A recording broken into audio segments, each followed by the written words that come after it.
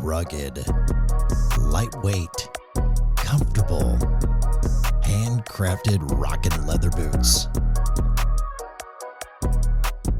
Made to work all day and be out all night. RockinLeather.com. Introducing the Rixie Generation 2 Dog Stand. Lightweight, collapsible, and engineered for versatility. This stand is built with a laser-cut powder-coated steel frame, tempera aluminum legs, and a durable Duramesh fabric. Weighing just under 8 pounds, it's effortless to carry and set up. With a working load limit of 120 pounds, it attaches to nearly any tree. Available now at RixieOutdoors.com.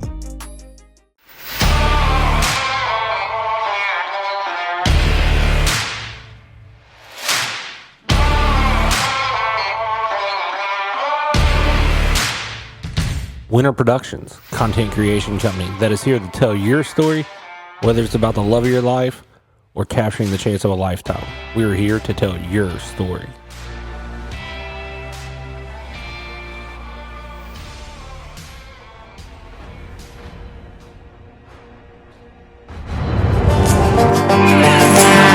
Welcome back to another episode of Life Between the Lines, brought to you by Rockin' Leather, Dirty Duck Coffee, Rixie Outdoors, Winter Productions, and KS Waterfowlers.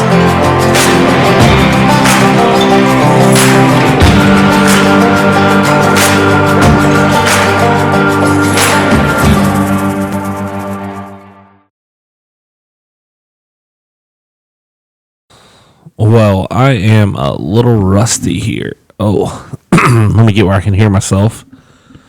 There we go. Oh, having trouble. And as always, we're drinking a little bourbon tonight, a little Crown Royal Black, brought up to me from the man Pit Boss from last episode. And since we're going to be talking to the man Ronnie Phillips tonight, I thought we'd talk about and show off his Dirty Duck Coffee blend called Gratitude and Empathy. So it's pretty awesome. I haven't tried this blend yet, but I haven't been disappointed in anything yet, so I'm pretty excited to give it a try. Ronnie's going to be on here in a few. He's getting his stuff set up. I am trying to knock the rust off because this one's a little rusty for me, being that it's been a little while since I've done a podcast, and since then I've had a little bit of computer issues as I sit here and click around and try to figure out where I'm at. Almost missed the record button on the board to even start this episode, so that was great. But I kind of figured out computer issues I've been having. Apparently I have a port that decides at time it doesn't want to work, and I don't know how to fix it other than take it somewhere. So that's the route we're going, I guess, eventually, or we're going to sell this computer and get a new one. I mean, unless you're literally running every input on it at once, it's not a big deal. I mean, I could probably figure out a better way to do this now that I figured out that's the problem. But I'm running 3 different like USB-Cs all at once on this system, so that's kind of the problem. But we're gonna be talking with Ronnie Phillips tonight. We're gonna be talking early goose to life to college football, because I seen him have a post earlier about college football, and we're gonna talk about it because I like college football. I've been watching it a little bit tonight before we jumped on here. Colorado is down. I forget what they were down. Halftime's going to come over, so we're probably going to talk about that game because he brought that up. That's a little hatred team there with Coach Prime. But this is going to be a fun episode. I haven't really got to talk with Ronnie very much lately. I mean, we've bantered back and forth a little bit, but it should be a fun little conversation. We'll see when he gets everything all set up. My phone goes to sleep at 8:30 because I'm a child, as my wife tells me. And he says he's ready. So, okay, we'll fire this up. I'll give him a call. Let me new FaceTime. One time I was terrified I was showing people's stuff. Let's see. Let's go back here. Go here. Here we go.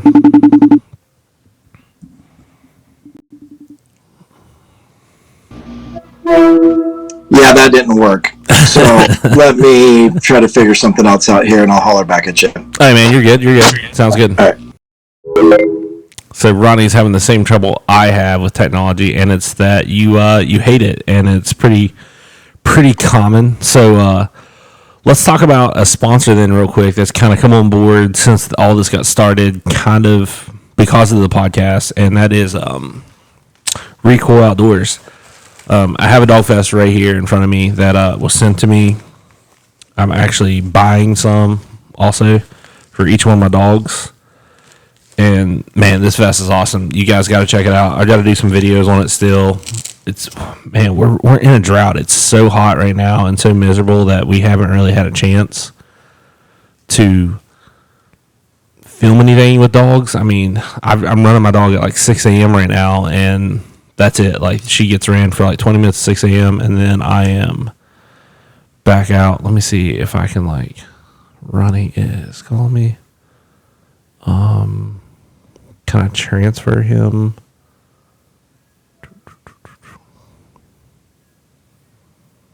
All right. Hey, Ronnie, can you hear me?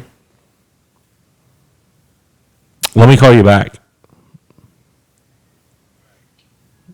All right. Man. Okay, we're going to have this squared away. Watch it not answer now up here. Is it going to?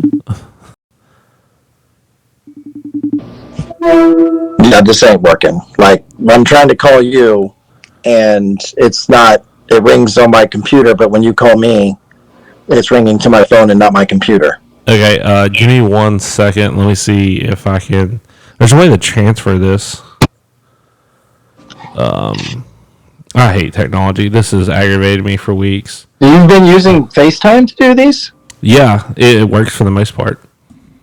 Sometimes I don't know. I have a bad port on my computer, like a USB 3 port on my MacBook. I've learned after having a panic attack one night, thinking I had bad drives, and I don't know technically how to fix it yet. So what happened when I called you from my computer? Did it just call your phone? Is that the problem? Yeah. So I was trying to figure out how to transfer it over. How about this? Call me back. There's a way to transfer it. I did it one night because I was like testing all this. Oh, I'm hitting. Calling you now.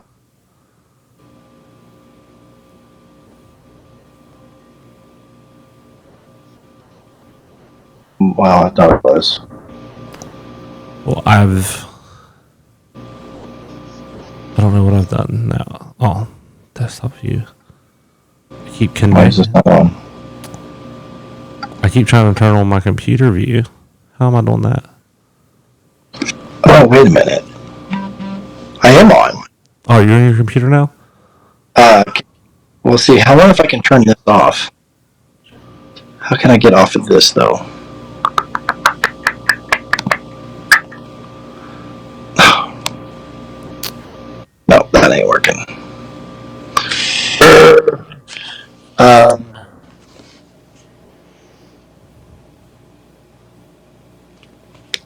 How do I get rid of this one?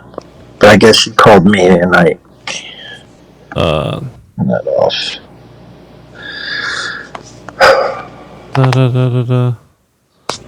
Now I can't even figure out how to hang this thing up. Alright, I'm gonna hang up here and try to call you back. Okay. Because I don't know what I did. Awesome technology. So this is what we're going to do. Actually, we are going to... Okay. Let me bring that back. Okay.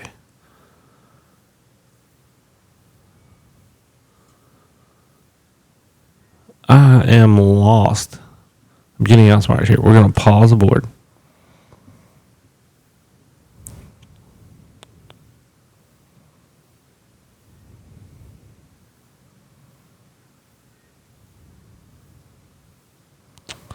And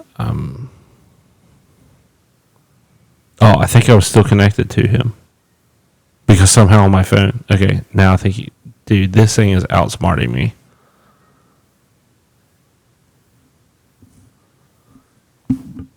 Oh, it said he.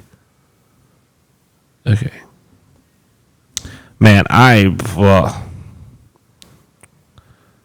Mac, you wonderful, horrible device. I have no idea. Am I showing people's phone numbers on here? No, I'm not, because I have that screen up. Did that one day and had to delete and restart a podcast. Okay, so let's jump over to here. Let's just go to hold for a second. We will be right back.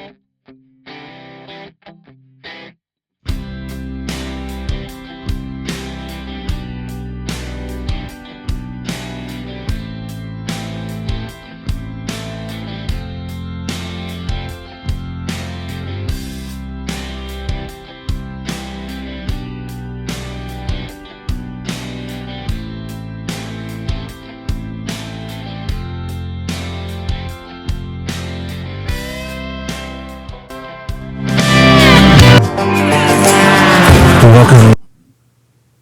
Let me Can you hear me? Oh, there. I can hear you, but can you hear me? Yes, I can. I'd hit buttons, and I couldn't figure out what I'd hit. I was like, what did I do a second ago? Because I was like, I'll just throw up a hold screen. I hate, like, we were having about as much luck as that as Colorado's defense is currently stopping North Dakota State. I was watching that, but this podcast really interrupted that ability to see primetime get beat. I'm not saying you're rude. I'm just saying that I forgot when I agreed to doing this that, like, it is the real first night of college football. Don't worry. You know how I figured out football was on tonight? And I'm about to sound real bad. Was at TikTok. I looked at a TikTok of Travis Hunter scoring, and I was like, shit, I got to turn this game on. And I was like, Ronnie is probably... And then I checked your Facebook, and you were, like, posted about it. I was like, crap. I was like, Yep. Of course, they're in the Big 12. You know, they were in the Big 12 originally, then I left, and now they're back. Being a huge K-State fan, I am, paying attention because they're a team on our schedule. Are we rolling right now?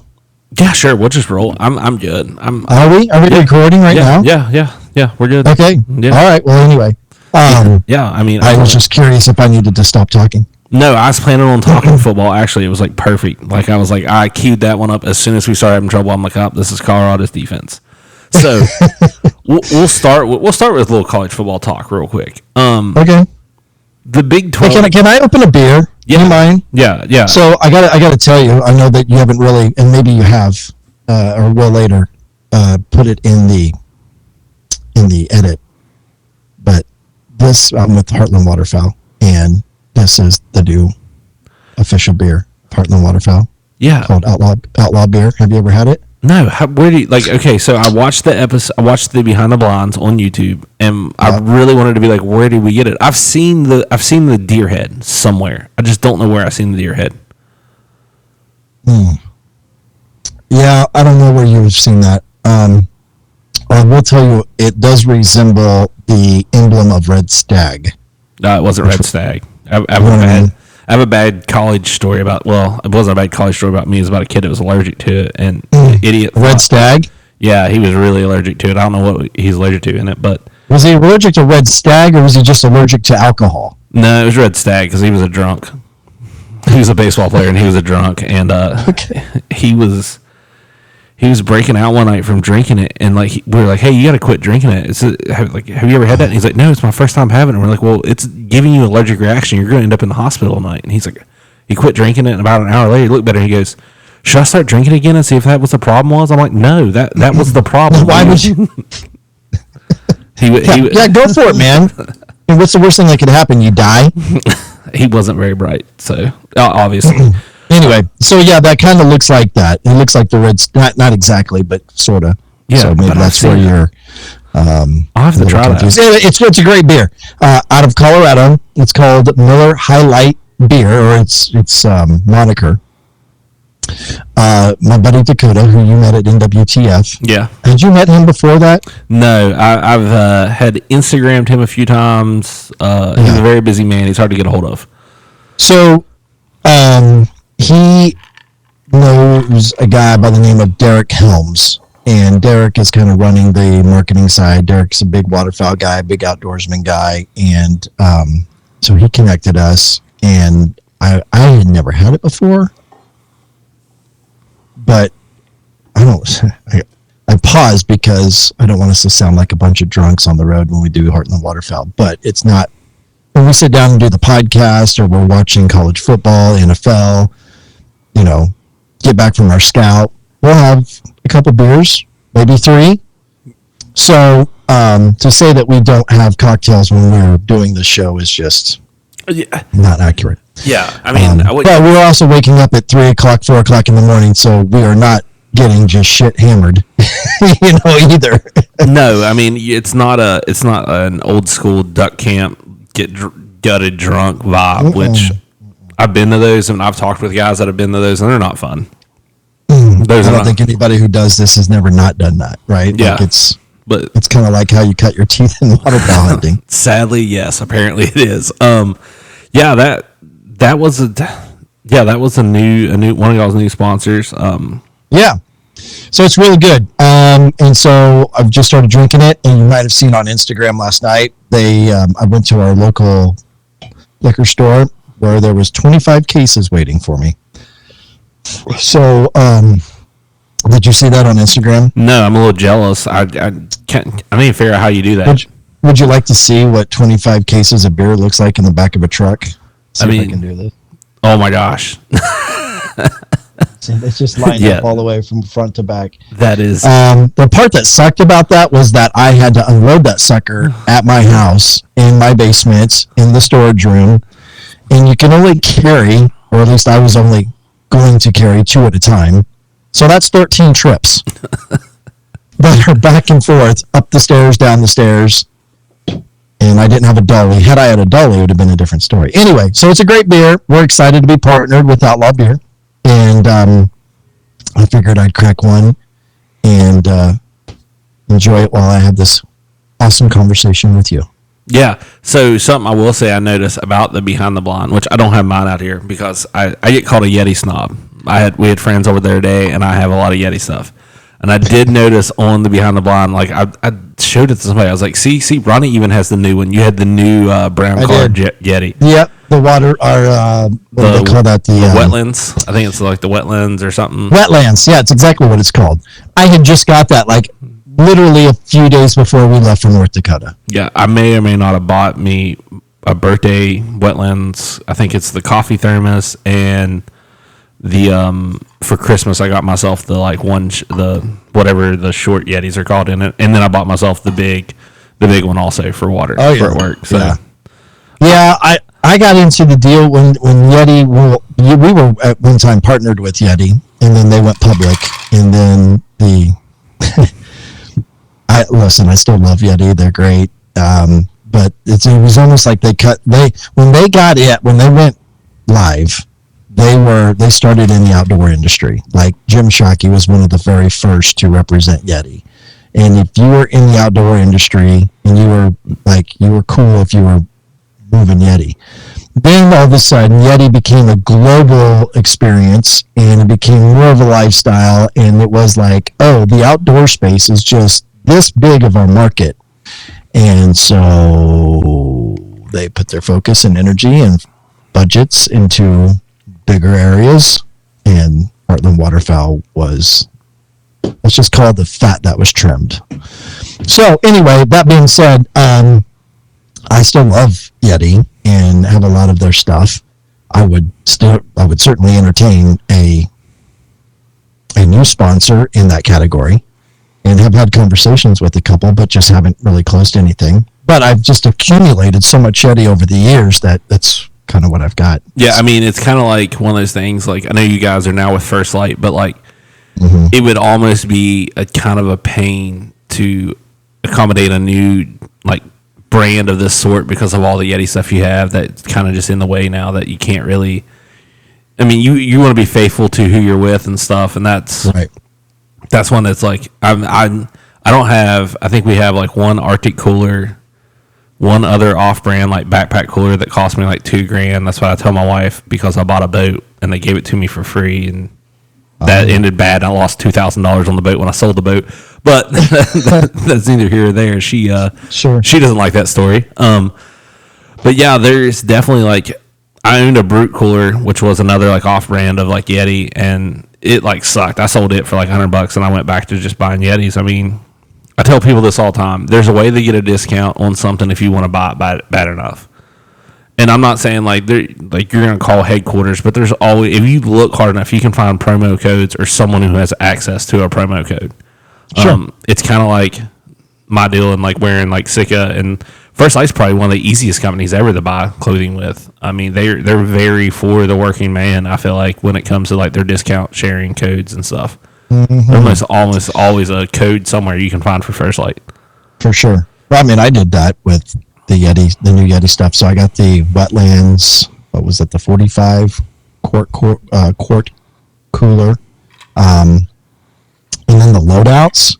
I decided sometimes the problem with me is I sometimes get these wild ideas that I think that are genius ideas, but then it was just a waste of time and money to do it. So I decided that I need, after, keep in mind, we're now in our 12th year of production of traveling all across the country and even beyond to Canada, North America. I did not mean to do that. Sorry about that. But the timing was pretty funny there, wasn't it? That's perfect. So anyway, I decided that in year 12, I was going to put a toolbox in the back of my truck. So I got the biggest loadout that you could get, and I've got straps, like ratchet straps in there, impacts, drill bits, sockets, I mean, everything. And so that's on one side. That's cable locked down to the back of the truck, and then the cooler's on the other side.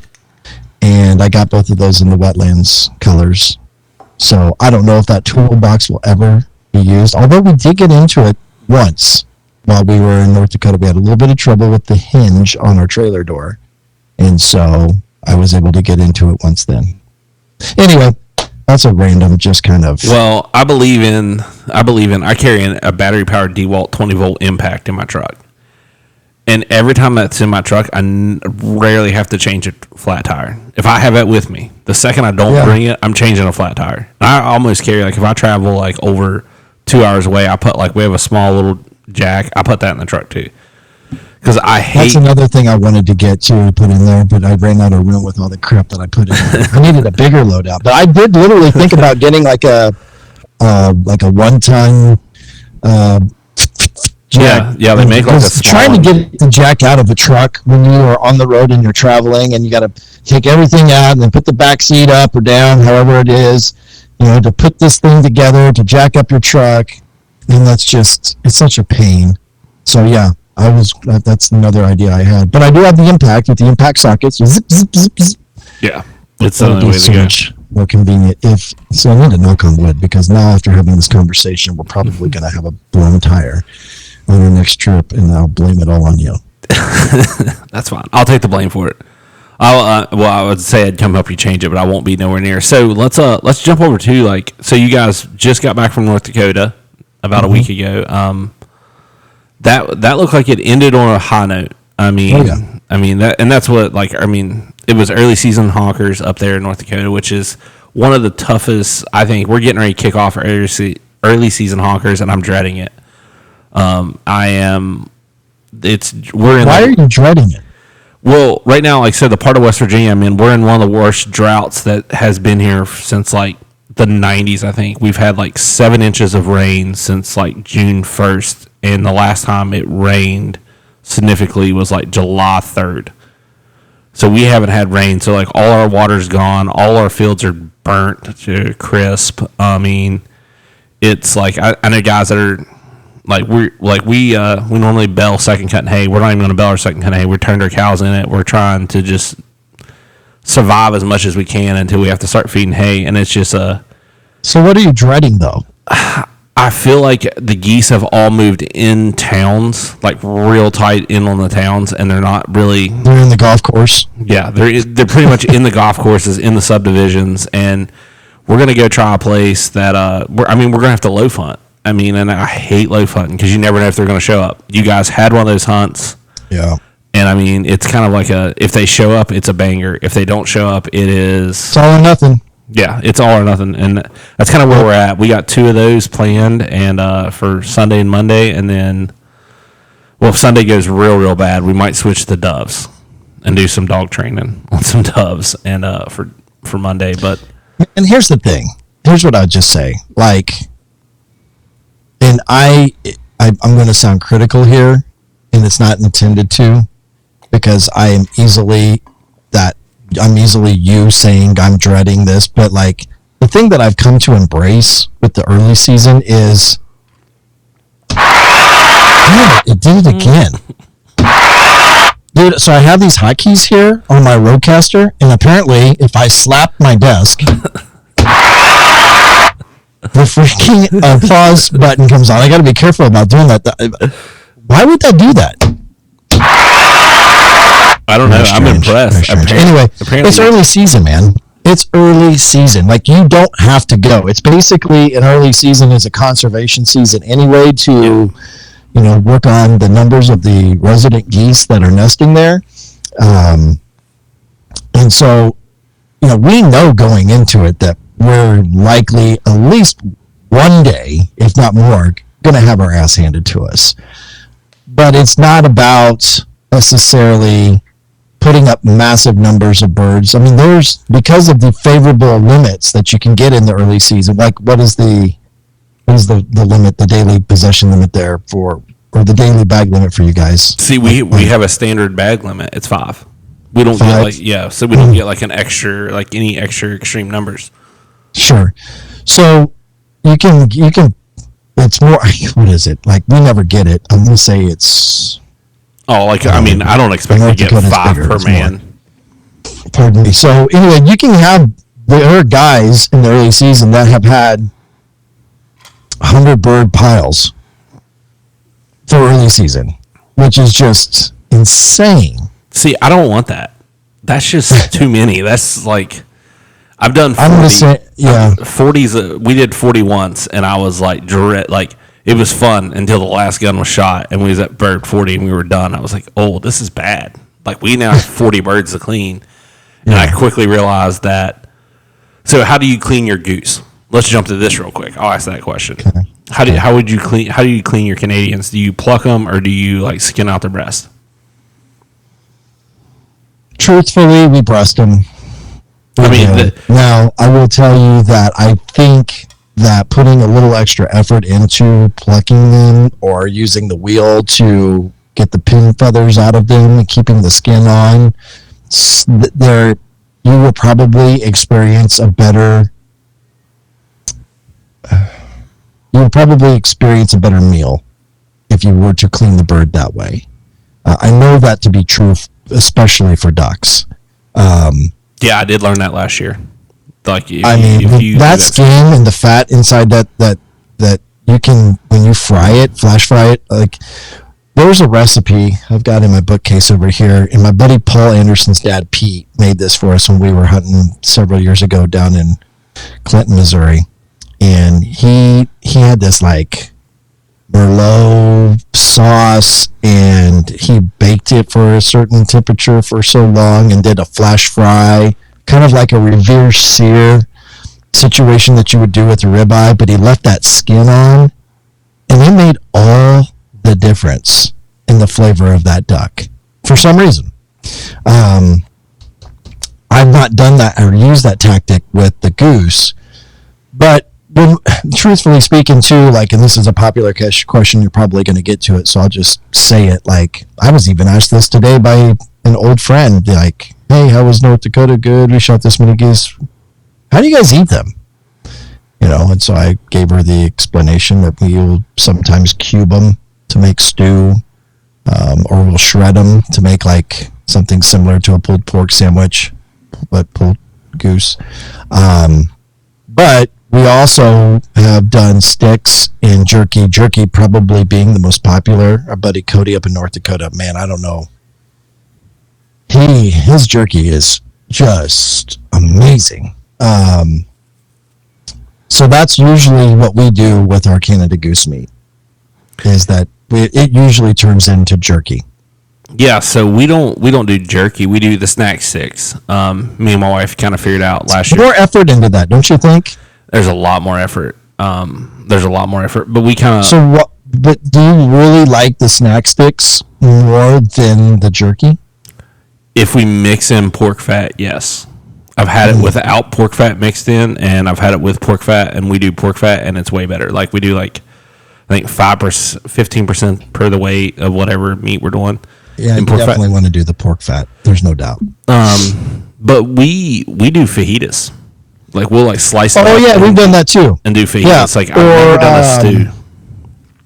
Oh, my gosh. Chimichangas. We did goose chimichangas. Okay. Back in the day, a guy who we had on our team, his name was Brian. That guy could cook. I mean, he was good at cooking waterfowl. And I mean, he was good at cooking everything, but especially for waterfowl. And when we had a good mess of geese, he would make goose chimichangas, and they were amazing. Yeah, my wife is a big chimichanga fan. I might have to try to look up a recipe for that. Like, that's her go-to Mexican meal, is chimichangas every time. It's so good. Our friend Marsha up at North Dakota Lodge, who is Nate Flynn's mom, she does all the cooking up there for that outfitter, and she does the goose chimichangas. What is that duck? Is it a duck merlot? It's the second time I've used the word merlot. Not the same. That was a merlot sauce. This is like a merlot type of soup. I think that's what it was. Anyway, she's amazing too. You know what I need to do, and I've been thinking about this for years and I've never done it, is I need to figure out like some recipes to have posted on our website. Dude, you should, because that is one thing. Like, I have there's a book called Duck Duck Goose, and honestly, it's really nice. But Duck Duck Goose. Hang on a second. Got Ronnie thinking. Ronnie might have the same book. I think I got that book. Pretty sure I do. What is this? Look in the background there. He's got 2 pintails mounted, 2 Golden Moose Awards, and 2 pintails. I'm about to should I hang up on this man right now? Like, what is this? Man, I can't find it. I was hoping that I'll look here in a minute, but I know we're trying to record a podcast, but I thought I could find it quickly. Well, I just noticed Duck Goose. Yeah, I just noticed when you got up, you have 2 pintails mounted behind you. Oh, yeah. Yeah, I'm kind of jealous of that. I've never shot a pintail yet. Yeah. Well, here's the thing. My favorite duck to shoot is a mallard, and I don't have one mounted yet because I've got this thing, which I'll move my camera up a little bit here. So there's that spec is not mounted, but that honker there is mounted, and this one right there is mounted. And, a lot of people, most guys who waterfowl hunt, we're just bouncing around from topic to topic here. I apologize. We'll get back to duck goose in a moment. When they shoot a banded bird, their deal is they put it on their lanyard. And I'm not. What have I shot? I'm trying to count all the. So I framed the whatever the certificates that you get, and I've got them on the wall. So I've got 1, 2, 3, 4, 5. And then I have one that was stolen from me from that Brian guy that I told you about. The footage clearly showed that I shot this bird. So I guess I should have 6 bands. Anyway, so my deal is that none of those bands are on my lanyard. I don't have one single band on my lanyard. It's just not my thing. It's not me to be critical of anybody else. I think, if I'm just being honest, the reason why there's 2 reasons why I don't put lanyard or bands on my lanyard. One, I would only have about 5 or 6 of them, for one. And 2, I feel like people put those things on there because it's a status. Yeah. Like if I have a completely full lanyard of bands, then I'm a better waterfowl hunter than you. I am an amazing waterfowl hunter. And I don't think that that's what it is. To get a band, unless you're just absolutely targeting bands, and I've known people, I know a guy. I like him. I don't agree with it, but he will go out and scout areas of which they were banding projects. And then he will literally just scout for bands. He will land geese and then just shoot the banded ones. Yeah. Just so that he can put a band on his lanyard. Yeah. And that is teach their own, but that's not my jam. That's just not for me. Yeah. I like the surprise. I like to be able to be hey, we're scouting all these birds. And hey, if I shoot a bird and the dog brings it back and, oh my God, it's banded. Hey, I like that raw emotion and feeling of shooting a banded bird versus just going out and trophy hunting for banded birds.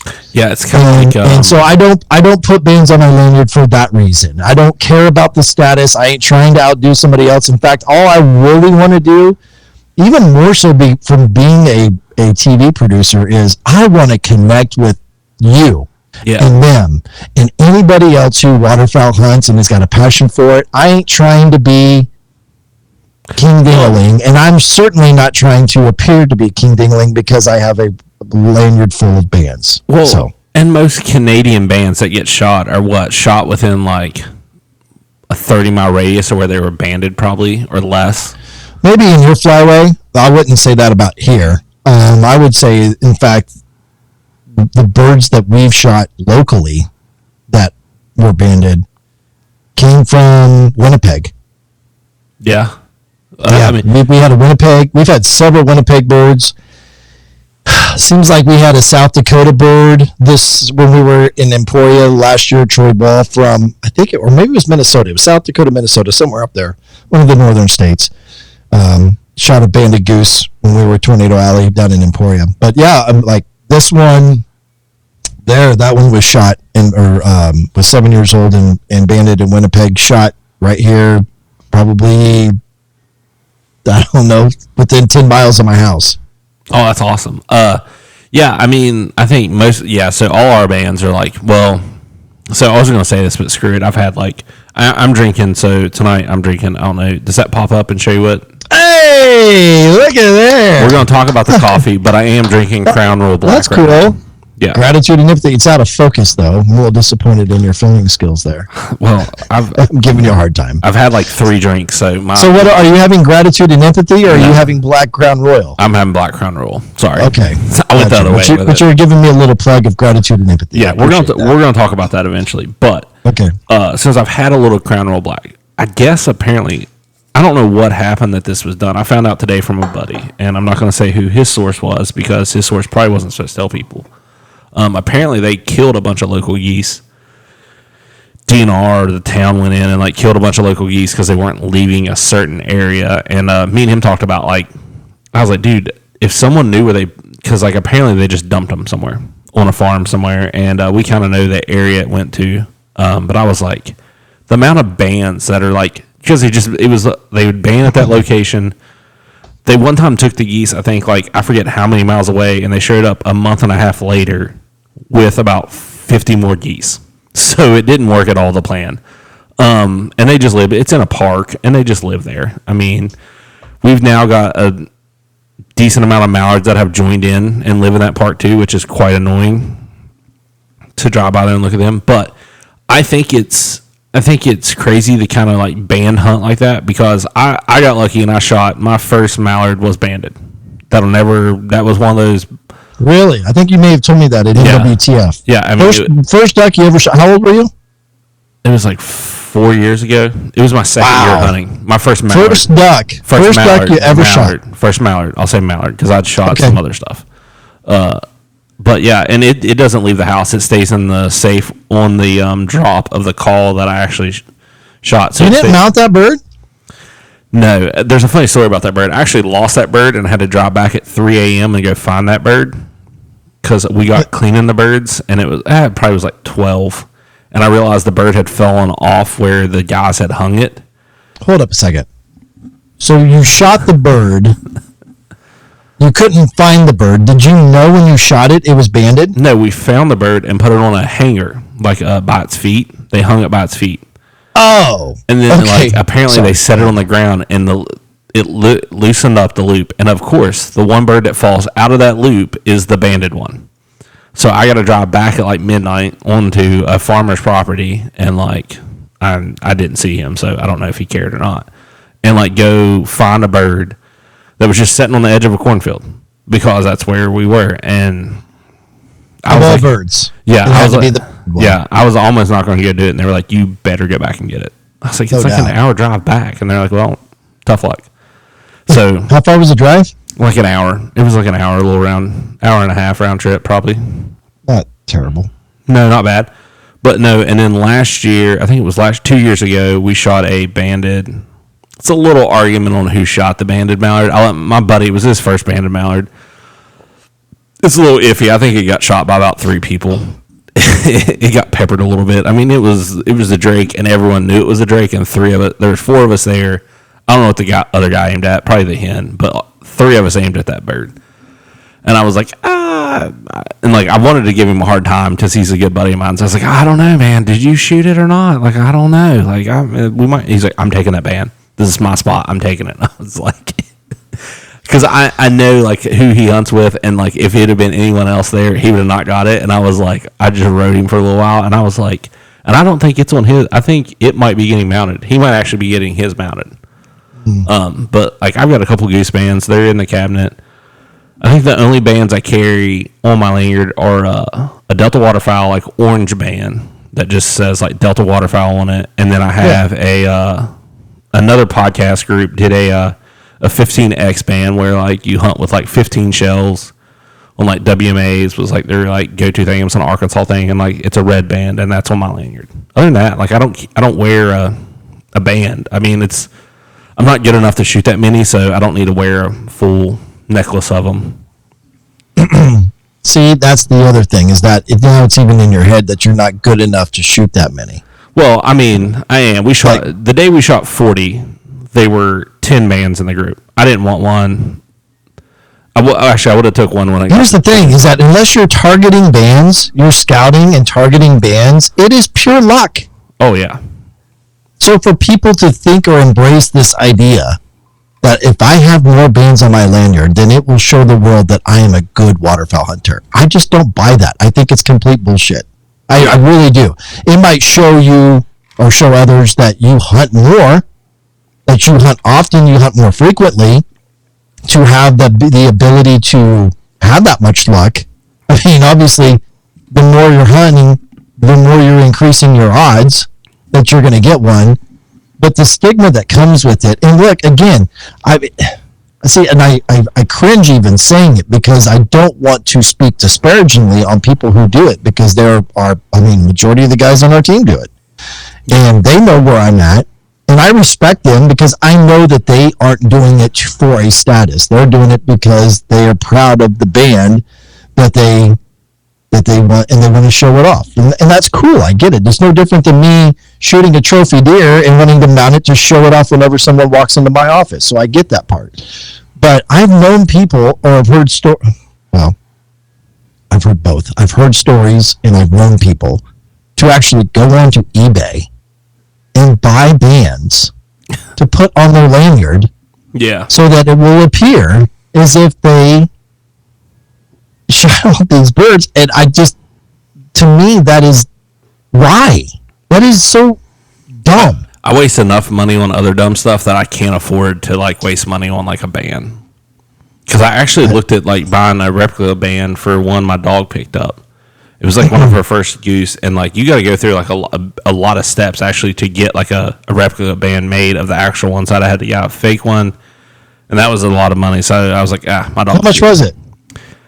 I think to get like a fake one made, like of the exact same numbers and stuff, it was like $40 I was finding, and for $40 I can spend a lot of money on other stuff. I mean, I spend stupid money on dumb stuff all the time.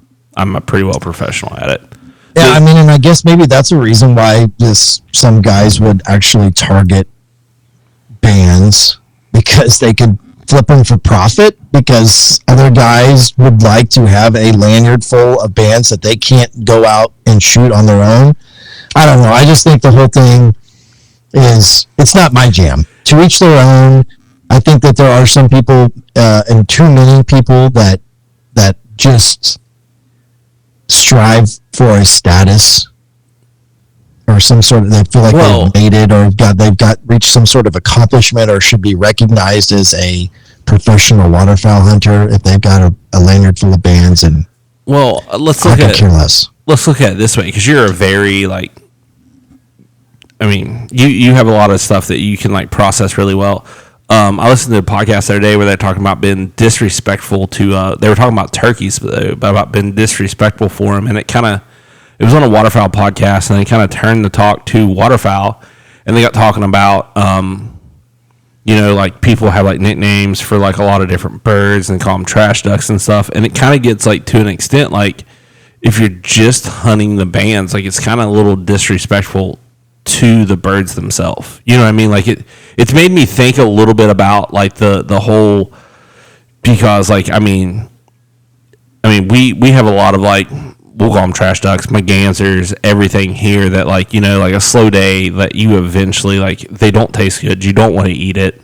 Divers. It turns into a like dog training moment at that moment when you decide you're going to shoot it. But I mean, it's kind of like, I mean, is there really a reason to I don't know. It just kind of makes you think a little bit. So, my opinion of that is,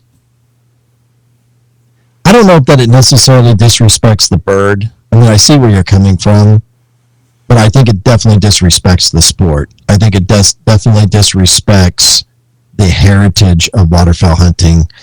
I mean, hell, we, as Heartland Waterfowl, who tried to be as authentic and traditional might be a stretch, but I mean, traditional to today's standards, I guess, like we try to do it right. And we will still, there's always going to be haters. It don't matter how hard you try or how good you do, there's always going to be somebody. When you're in the limelight and you're doing this, there's always going to be somebody who's going to hate. Oh, yeah. And I mean, that's a given. It's inevitable. We just got one actually a few weeks ago. I'll tell you this story. This email came from a guy in Saskatchewan, I believe, or somewhere in Canada, maybe Manitoba. And he said that he had been watching our show for a while and really liked the show, liked our cinematography, thought we were great hunters, but he was completely turned off by the fact that we were hunting snow geese in Saskatchewan. And we had I don't know if it was a single or a group of 5, but I do remember that on this particular day, we were getting them in close. And we were being greedy. I'm just being honest. Whether it was ethical, I mean, that's for you and your viewers to decide, but we were getting in close, and this one just got destroyed to the level of which it was beyond even hamburger, right? And we all were like, like high five, and it was like, that was incredible. I get where the guy's coming from. He just thought that was very distasteful. We were celebrating the just absolute obliteration of this bird, and that turned him off. And I get it. So we don't we tend to also at times find ourselves maybe doing something that our grandparents and our great grandparents would maybe also find distasteful, but it happened. It happened. It was something that was unexpected in the way that it happened. It was kind of a shock and awe moment where we were like, "Whoa, holy crap!" And we are an authentic show. What you see is what you get. We're not. It's authentic is the word that I can use. Like, it just is truly authentic. I mean, that was our authentic reaction. Whether it should have been or shouldn't have been, it was. We showed it, and it rubbed that guy the wrong way. Well, I mean, here's the thing. Okay, what was and knowing you guys and knowing how I celebrate at times about stuff like that. Was it more of the explosion of it, or how well the bird just did it? Because I think back to a hunt. It was the explosion, if I'm being honest. It really was. It was this. I think it was a Ross, maybe, because Ross. They get the Ross.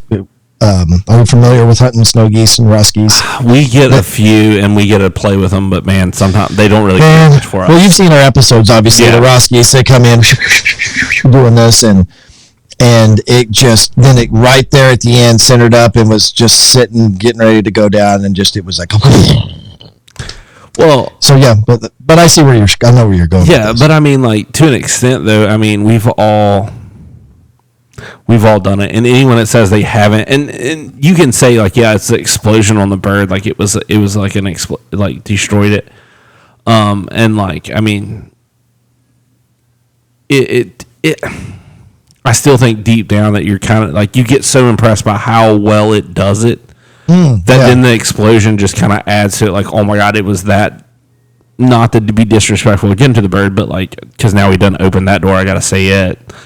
But I don't know how to say it, but you see those birds explode sometimes, and it's not. It's just a reaction. It's literally just a human reaction to how. And I mean, I feel that was nothing compared to what 95% of the turkey hunters out there are. They are. I mean, turkey hunters are kind of the worst if you watch their videos. I mean, to the explosion fact of how the shells have gotten developed now and stuff. I mean, I shot a turkey this year, and like it wasn't nothing like its head blew off, but like I shot it at 45 yards. I walked up on it. I mean, it wasn't like the game plan. We were walking in the setup on this bird, and he cut a bunch of distance. I was wanting to shoot one with 28 gauge. Literally, waterfowl instincts took over. I threw my gun up, threw my gun in motion, and pulled the trigger, and I was like, shit, why'd I do that? And he's flopping at like 45 yards. And my cousin's like, holy shit. And I'm like, and it was a 28 gauge. And I'm like, it's the shell. I'm like, it wasn't me. I was like, I put the shell in the right place, but I was like, it's the shell. Yeah. I mean, and that's the thing, like, you kind of get blown away now. I mean, these shells are getting so developed that, man, they do impressive things that you have to react to. I mean, I've seen some stuff, and like, everyone reacts to it. I mean, it's not like, I'll say it, it's not like someone had the bird in its mouth, which are the worst videos I hate, and they crunch their skulls. Those are cringy. I mean, talking to you, Phil Robertson. Yeah, I'm joking, but I know what you mean. Yeah, I think it's again, much like the bands on the lanyard. I think it's a to each their own. Who am I to judge? The part that when I start judging is when I feel like it becomes, and I don't know what kind of viewership you have and how they feel about colorful language, but I'll say this and you can bleep it if you like. When it turns into a big dick contest, that's when I have an issue. When I'm better than you, and people are, trying to create this status that they are the best waterfowl hunter, and that's when I am completely turned off. If you're really wanting to put a duck out of its misery by crunching on its head, if you want to take a picture with a duck bill in your mouth, like, to me it's idiotic, but whatever. But when it becomes a situation where you're really trying to portray yourself as something that really isn't what the sport is intended to do, which is put you in a hierarchy. Like, I struggle with it at times when we go do meet and greets. Like when I was in WTF, and that's when we got to see you. And people are stopping by the various booths to say hello. Like, wow, we love your show, and they're like putting me up on this pedestal. I always try to like say, hey, thank you, but we're just like you guys. I try to even I probably go too far in just trying to be like, you don't have to put me up on a pedestal or any of us on this. Just because we're on TV and we do this doesn't make us any better. We do have the luxury of doing it more because we do the show, but we're just like everybody else. I want us to connect and relate to everybody else. And so I feel like the calling competition circuit creates a little bit of that ego. When I first got in the industry and we were going to SHOT Show to basically network and find potential sponsors, I noticed that while there is ego in the whitetail space, it seemed like there was more of a brotherhood between all of the different producers. So, for example, whether it's Heartland Bowhunter talking to Michael Waddell or any of these other TV shows, there's this brotherhood. Like, they're embracing one another, they're lifting each other up. There's a few of them out there, and like anything, you're going to have a few bad apples in every group. But in the waterfowl space, man, I learned quickly that it isn't like that. Now, I do feel like, and maybe it's because we've been doing it for now going on 12 years, that we've earned a little bit of credibility with having done it as long as we have, that's gotten better. I don't know if it's the times that it's getting, that it's getting better, or if it's just because we've been doing it for as long as we have. But man, oh man, the ego in the waterfowl space is something that I feel like is significantly higher than I've seen in any of the other hunting genres or spaces. Okay, I'm going to speak on this real quick, and you don't have to respond any way you want, because I can say this because I have what little bit of ties I have, they're all YouTube, so I'm going to be fine how I say this, I think.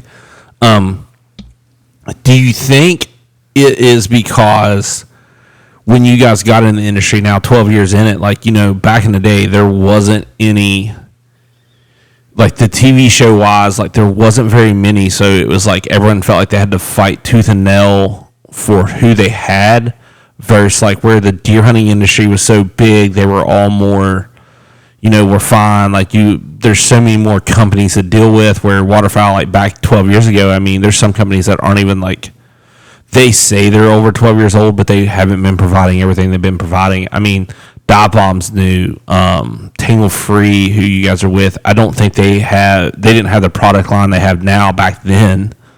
If they did exist, I mean, I'm somewhat affiliated with, but it wasn't as quality. I mean, I know a lot of their stuff's new, like their panel blinds, their layouts are more new. I mean, they're definitely involved. I mean, they were doing blinds and they were doing decoys and they were doing bags and accessories.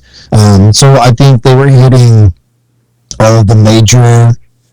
They were checking all the boxes on the major products. I think that they've evolved though, and they've certainly added more. I mean, now now you've got the skinnies out there, and now they've got the different genre of decoys. I think they even have crane skinnies now. Yeah. And so they've definitely expanded and evolved over those last 12 years. But anyway, I interrupted you. Go ahead. Well, I mean, what I'm saying is, like, I feel like in the more recent years, like, they're trying to make this crop of kids coming up, and I say kids, and that's my age, the 30-some-year-olds to, we'll say the 28s. They're like the 35, 38-year-olds, because I don't know how old some of them are, so I got to, like, leave me a little bit of room there, that are coming up.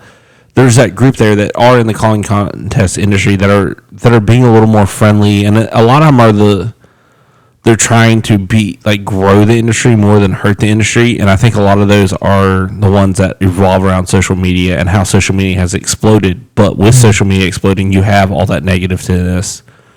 I feel like you guys joining over on the YouTube side has helped you guys a good bit. I mean, that was the industry side that was, I feel like the YouTube waterfowl guys, including you guys, because you guys went over there and you guys were friendly before you went over there. But like, it just seems like the YouTube guys, like, maybe it's a front because it's in the deer hunting space too. Like, maybe they're just more friendly because they're like, hey, we have to interact because our money is based off views. We have to have views. Like, nothing else matters other than views at this point. And if anyone gets mad, then we're like screwed.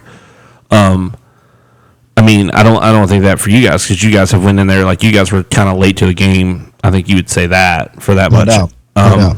But like, it seems like since that crop of like YouTube guys, maybe the waterfowl industry's gotten, because when I come around, like, there wasn't as many. There were still, like, because Dr. Duck, I'm thinking of him, like, he's obviously was hunting when I come around, but he wasn't doing the YouTube stuff at the magnitude he is now. And I feel like he's one of the ones that's like, that YouTube group's kind of guiding a more nicer group. I would say, like, there's a group of them. The group on top with you guys. I mean, I don't know. I feel like the industry, like, it's just a weird place right now with the TV and the YouTube as a combo. I mean, I'm not in it, thank God. I mean, I would gladly come film a hunt ever if Dakota needed someone, but at the end of the day, like, it's still like one of those things. It's kind of very weird. Like, it's I don't know. I mean, because I know guys from the hunting industry that, like, I'm trying not to point fingers at people, so I'm trying to, like, do this very, like, touchy. Like you said, like, on the deer hunting side, there was people who were grouped together and, like, they all got along. It didn't matter. And the ones that were on the outside basically were assholes, and they screwed themselves. I mean, they were just dicks to everyone. And, I mean, it became known like that. And the one I can think of that I was told from a production company, I don't even know if he exists anymore. And he was a big name. I think he's gone now. And they kind of told me one night after. You don't want to say? No, actually, I don't care. I'll tell you. It was what was his name? Kipling, something. That doesn't sound familiar. He was the Red Arrow. Kip Campbell. Yeah. Okay, I got to tell you, that dude is awesome. Really? Like, awesome. I've heard bad things about him. See, that's the fun thing about this industry, because it's so twist away. And, like, here's the thing. This is also coming from camera people who, I also think like you guys have the best setup. I'll say this real quick, so if someone figures it out. You guys have the best setup because Dakota and Quentin, like they're with you guys. Like your production company is set, and I think that's like like he's one of those that has to like buy into production. Like so they got to go hire a company. They're outside. It's not. They don't have a cameraman all the time. Like you have pretty much the same cameramans every time. Like you might bring a third.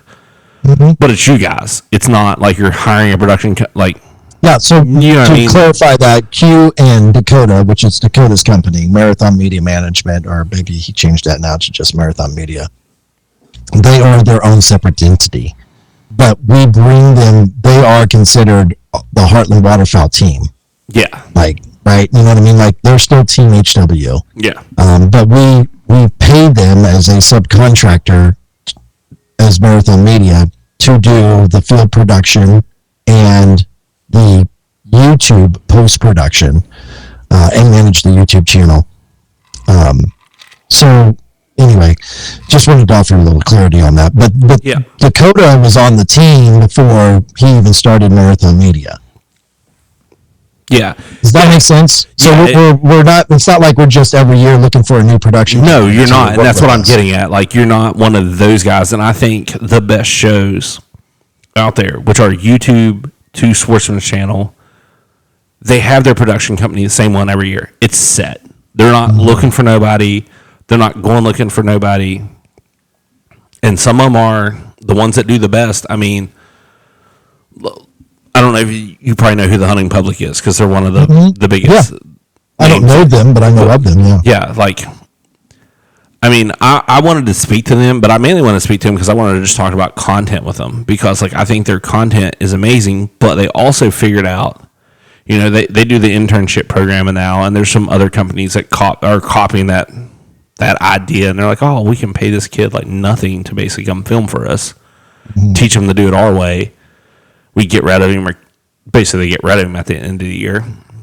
Don't have very much money in it. Have production, make money off YouTube.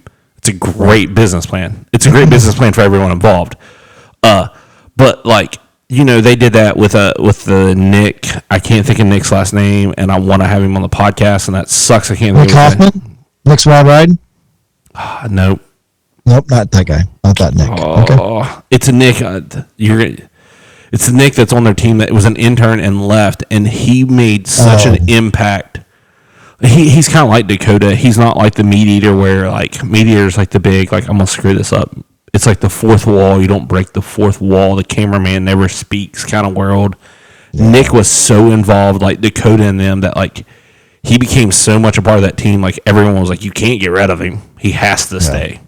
And I feel like that's with, like, Dakota and Quinn, like, I mean, there's such a part behind the camera at the same time that, like, it just makes it so much, to me, it makes it so much feel more heartfelt and, like, genuine and natural. But here's the thing. They're a part of the team too. So we all have our different personalities, and when we shoot our limit, like, if the birds are still coming, we'll switch out. I mean, the prerequisite when we started Heartland Waterfowl was that you have to be as passionate about filming as you do about hunting. And so if I hunted today, tomorrow I'm going to film. So we all know how to film. Yeah. Now, as I've gotten older and now I have to wear readers, if I don't have a pair of readers with me in the field, there ain't no way I'm filming because it will be out of focus.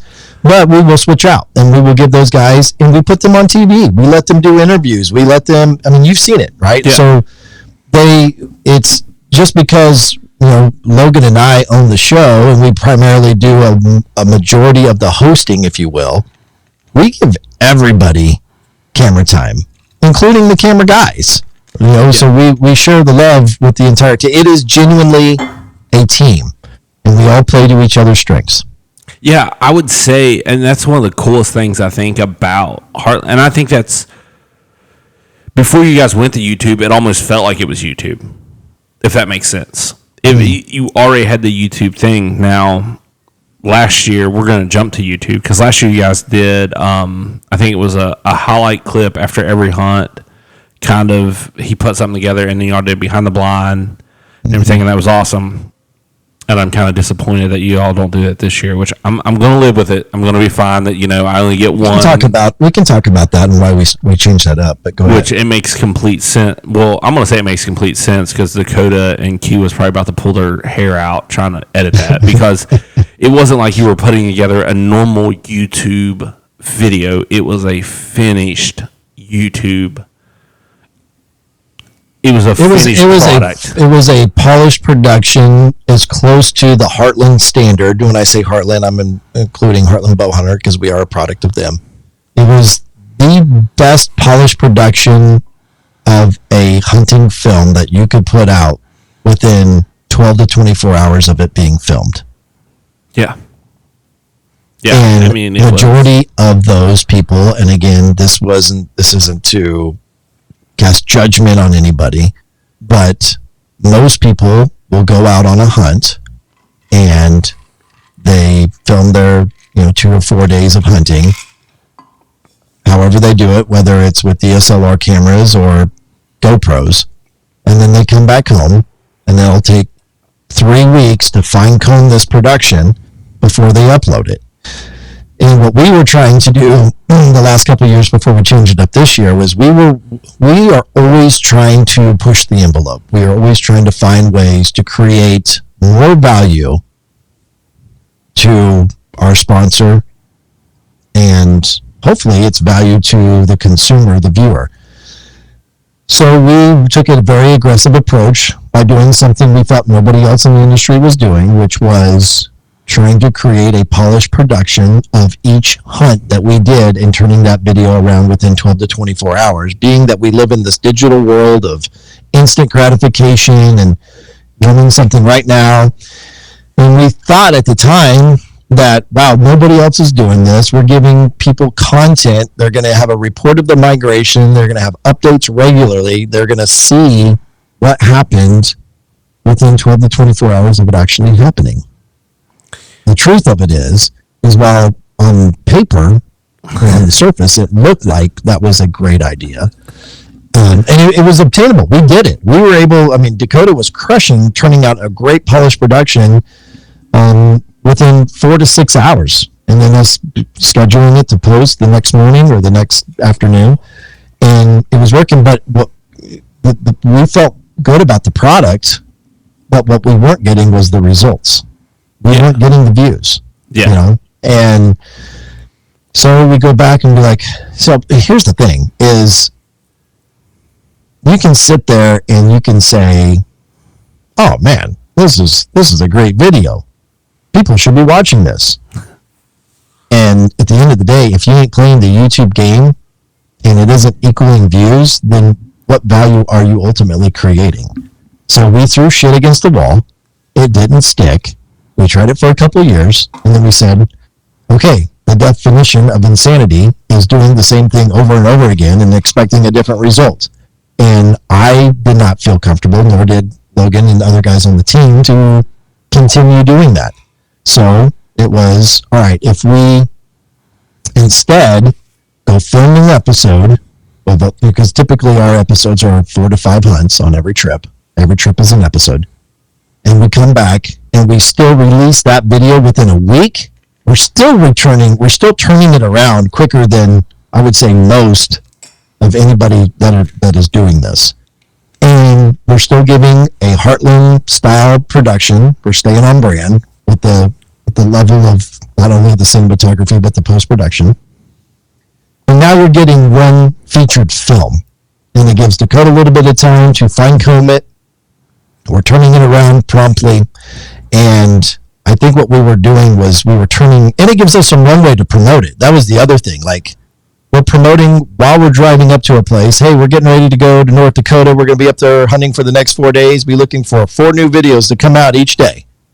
Well, I think people were like, we would watch the first video, but then we didn't watch the second, the third, and the fourth, or not as many were. And they want to sit down and they want to watch, how did the whole trip go? Instead of just increments and segments of each. So that's why we changed it up. And so now you're getting a full episode produced differently than Heartland Bow Hunter Productions would produce our TV episodes, but it's still the same trip. It's still the same hunts. And we're turning it around within 5 to 7 days. and then you get to watch one video. I mean, people, look, we live in a fast-paced society right now. And so people's time is of the essence. And so they may not want to sit there and watch 4 7-minute videos. They would rather sit there and watch one 24-minute video or a 30-minute video to see, how this particular trip went. So once again, we're throwing shit against the wall, and we're going to see if this one sticks. Up to this point, we've got, several thousand views of that first trip to North Dakota for early season geese. And that's the vision moving forward. Yeah, I mean, and that's, once again, like you're playing the social media game. It's freaking an awful one to play. I like to point out my most watched YouTube video is one I hate more than anything, and it's for a wedding that I hated doing more than anything, and it turns out to be 150,000 views for some stupid reason, and it was a lot of family members in that wedding party. Yeah, apparently, because I don't know who watched it, because it was not very, I've got like other films, I'm like, this was 1,000 times better, and I'm like, the comment, like, and then you get stupid comments on it, and these people aren't going to watch it. They thought she was pregnant, and they made like pregnant comments, and I'm like, she's not pregnant. Like, I can't respond to this comment. I'm not even going to delete it because I don't even care. It was kind of one of those things where I don't want to get it. That's a long story. But yeah, the ever-changing world, like, it's,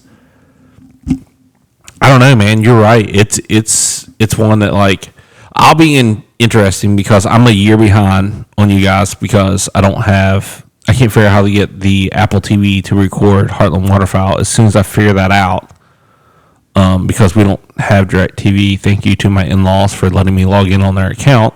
I just got to figure out how to get the DVR to work from their house to here. So I might just have to go to their house and DVR it because I can access the DVR, but I can't figure out how to watch. Like, I can't set it to record at my house. I can set it to record. I just need to go to their house.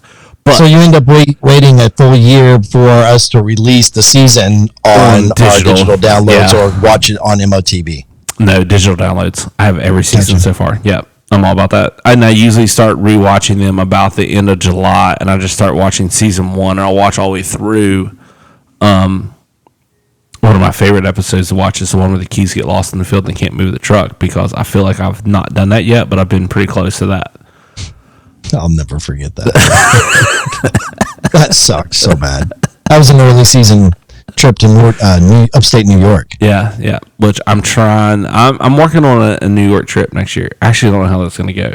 I'm not going to discuss that on here. That involves a bot and dog disease that did not come from my house. That I kind of got the finger pointed at me, and I had all the pups.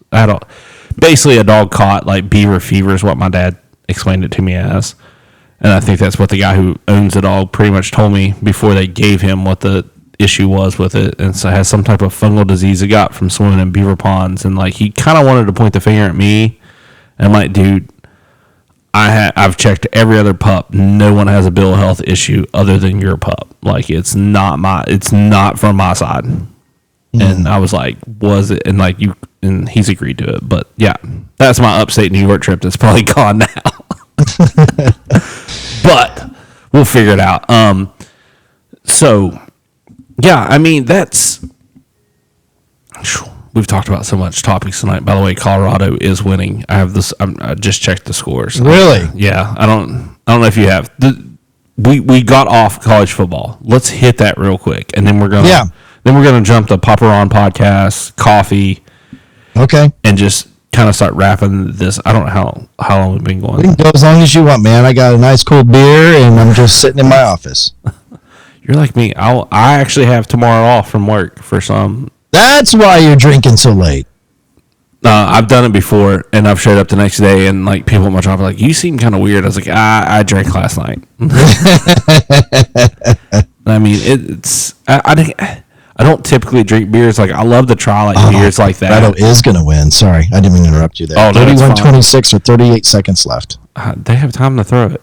But the Big 12, and I played college football and stuff, and I followed it for the longest time, and I still follow a lot of football. And I now have a nephew who's finally decided to play in high school.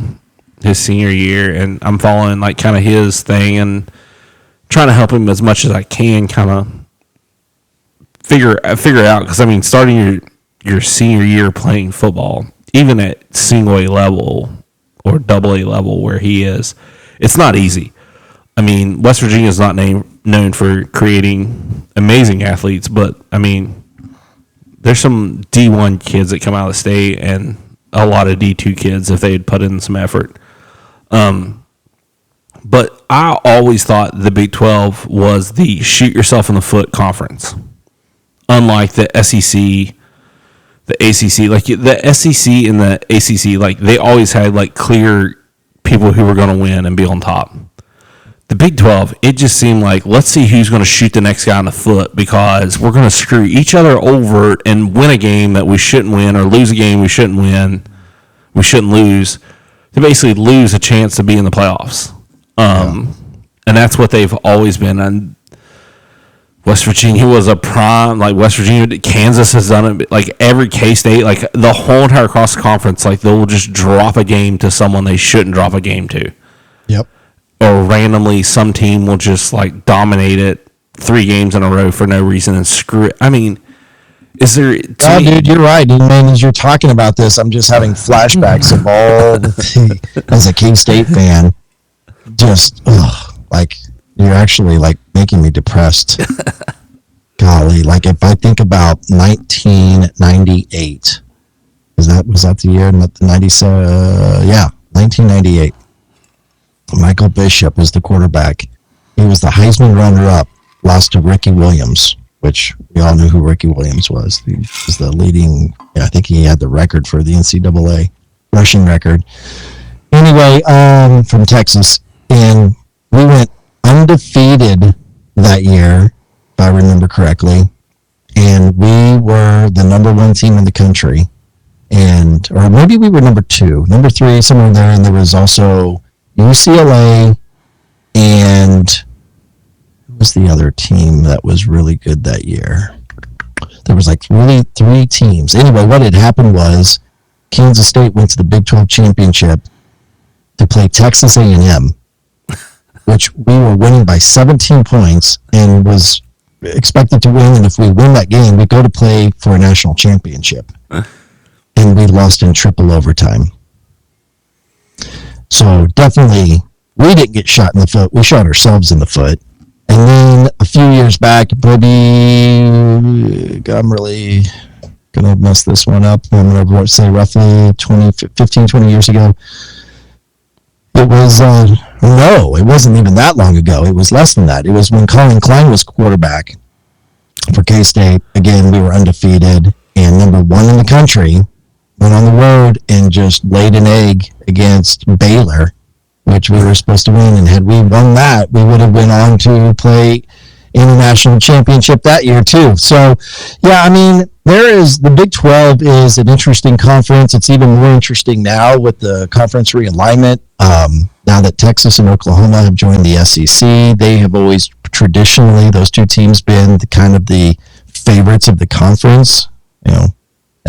There's been years where they would have down years, and the K-States of the world or the Oklahoma States of the world will be picked to win the conference.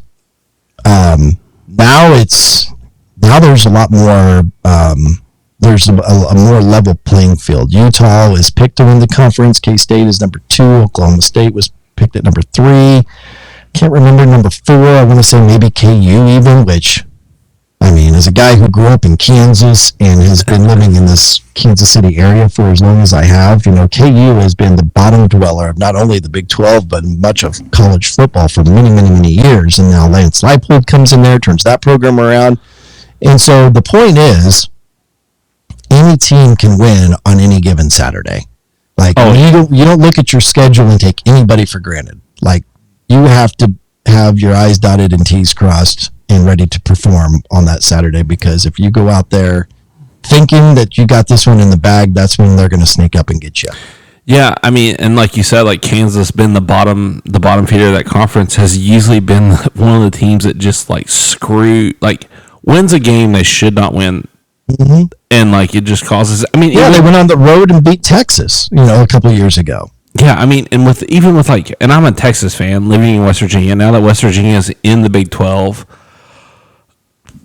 Texas can't beat West Virginia for some damn reason, and I don't know what that is about. But I got to hear all my family be like, "Oh, look at that!" I'm like, "Yeah, well, I'm glad I'm out in here today." You know the thing you got going for you being a West Virginia fan, Pat McAfee, dude, he is, and I was going to get to that. He's one of the ones W was not a part of it yet, but he was one of them that choked and shot W in the foot when they had Pat White and all them, and they could have went for a big championship when he missed a field goal.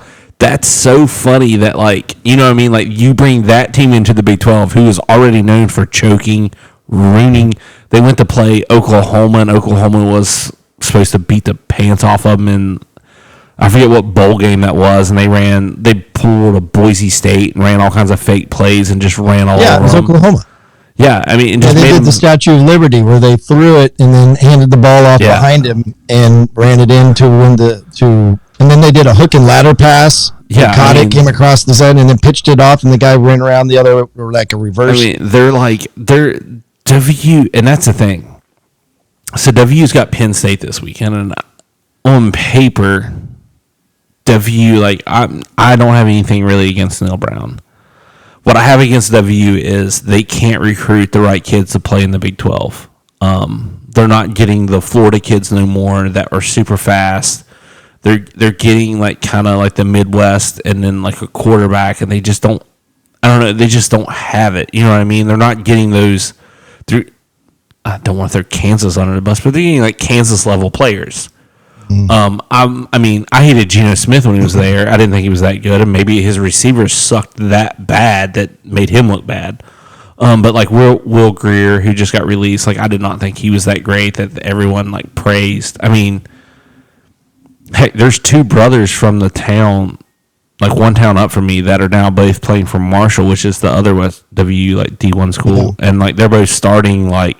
They was on the ad the other day for their Marshall's game this weekend. I mean, they're both making doing so much better at Marshall. And I'm we lose these. W loses in-state battles. The kids that go to linemen that go to LSU to play, and I'm man, we need to keep these kids home. I feel they did such a better job when Rich Rod was there, even though they all hate Rich Rod. Even with Dana, they did a better job. Everybody hates Dana too. It's because he left. I mean, once they leave, they hate him. That didn't work out well for Dana. No, that didn't. Well, it actually didn't work out for Rich Rod either. He goes to Michigan, flops. Goes to Arizona, flops. Dana just got fired from Houston. Yeah. To be honest, I wouldn't want to be a W head coach because you don't have a job after that. And I will tell you, and I don't know if I'm cutting you off here, but Neil Brown, I think, was actually up for the K-State job and actually came into Kansas State a few years ago, shortly after Kleiman got the job, who came from North Dakota State, by the way, who we've been talking about, is playing Colorado right now and about to lose. North Dakota State, a FCS, are they an FCS team or school? Yeah. Won 9 national championships. Kleiman got the job. There was a lot of K-State fans that thought Neil Brown should have gotten that job. Anyway, they came into Kansas State and won, and Neil Brown was jacked. It was almost and I'm speculating, but it was the way he felt, the emotion that he showed after that was we got him. He was more excited about beating K-State because he got snubbed for that job. He didn't celebrate like that after every game, but that particular game was personal to him. Yeah, and I remember. And I think this too. I'm doing interrupt. Sorry again. I think that West Virginia has the ability to surprise a lot of people this year. It would not surprise me one bit, and it's not because of what Pat McAfee has told me. I think West Virginia has the ability to beat Penn State. And that's where I was going. I think Penn State better come in, I's dotted, T's crossed. Because you're coming into Morgantown. And, that place is a place that I wouldn't want to play there if I was the opposing team because it's just, when W sucks, like they can still somehow figure out how to win in that place. And I mean, that place is loud. It is drunk, obnoxious. It is, and it's the first game of the year, so their emotions are already high. They're returning to college football. It's at home, and it's against a top 10 team. Or hell, it even might be top 5. I don't know where Penn State is ranked. I think they're top 10. Yeah, they're top 10 at least. I mean, they're obviously a program with a tremendous amount of tradition. James Franklin has done, pretty darn good job with him, which, by the way, he was an offensive coordinator at Kansas State back in the day. Don't know if you knew that.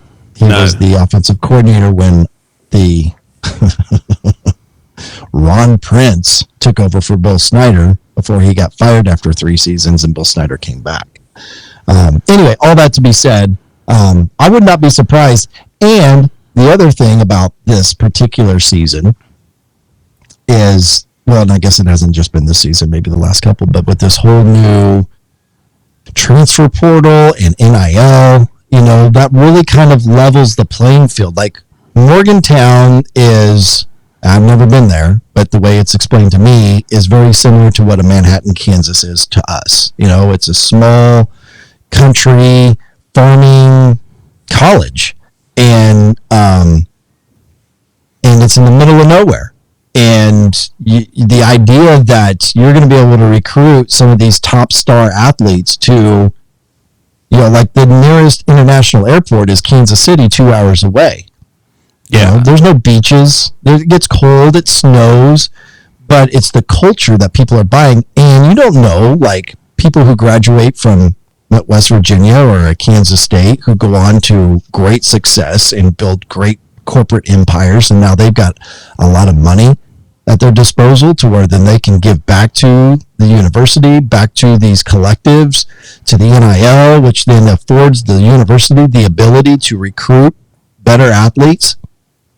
I think it's like every college has the ability to have a hardcore fan be an alumni who's got deep pockets now, and that helps level the playing field a little bit. So I don't know much about West Virginia's NIL or their transfer portal and who they brought in this year, but everything that I have been seeing as I kind of view the Big 12 as a whole is that West Virginia is a sleeper. Yeah, I think they're not happy with how like the preseason stuff come out, and I think their NIL's made it weird. It's made Didn't it very. They have some players get in trouble for gambling, or have a couple? Probably. Or was that Iowa State? I don't remember. Probably. It wouldn't surprise me. But like NIL, like you said, has made it interesting because being an ex-college athlete, I will tell you, money was already paid to athletes. Oh, yeah. You already got money. Now all they've done is increase the amount that they can give you and how easy and how they can just like, they don't have to do it in the bullshit. Like I knew kids that like, I wasn't getting returns. Like if you have a full ride, I don't understand how you can have money left over. Does that make sense? That you need to go to the admissions office and they hand you a check because you've paid too much to go to school when the school's paying for your schooling anyways. Like, how does that work? Yeah. Guys would be like, I gotta go pick up my $2,000 check. And I'm like, for what? Like, you're on a full ride. Like, my tuition, like, they paid too much. I'm like, who? Like, you're not paying for your admission, so how are you paying? How, like, and that's when I quickly realized, like, apparently I'm not a good enough athlete. I got to figure out how to get on that level that I can get that check gave to me. Right. But yeah, I mean, and like that was at Division II. Like, so Division I had to be way worse. And I mean, I've heard Division I players admit that they got those refund checks back to them on full ride scholarships. So they were getting paid, $2,000 and $3,000 and $4,000. But now with NIL, like it's became. It like Utah last year, I think gave all their players like a card to drive for the semester. Like they leased them a car. Oklahoma State, now they have the QR codes on the back of their helmets where you can tip players during the game with how well they're playing. Really? I didn't know that. Yeah, I don't know how that's going to work. Because how are you going to scan? Like, do you have to go search the player online and then you scan the QR code on your computer, or like how's that going to work? Yeah, like, look it up. It's like. Because there was a meme the other day where their whole entire uniforms like a gray and orange QR code. But yeah, the back of their helmets all have QR codes, and the coach is like, well, then you can tip your player if he's doing good. I'm like, man, you're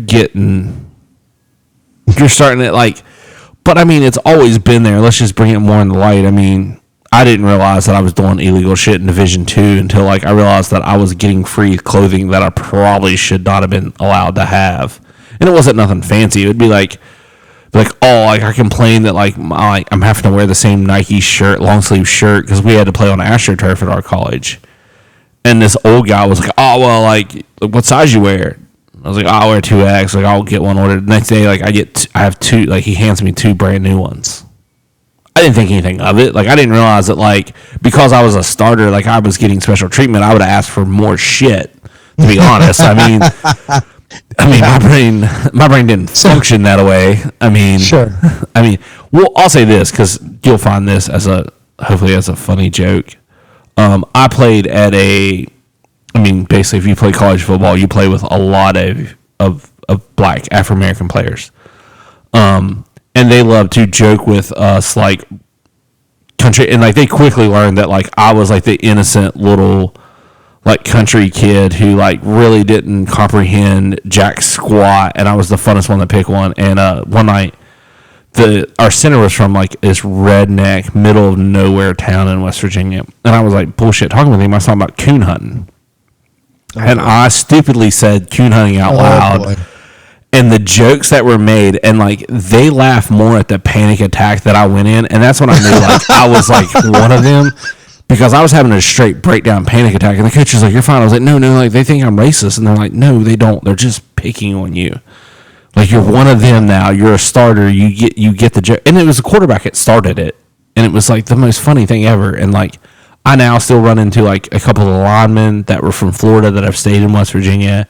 And every time I see them, like, they're ginormous. They're, like, 6'3", 300 pounds still. They pick me up and hug me. And I'm like, gosh, like, you need to get smaller at some point in time in your life. But, like, it's...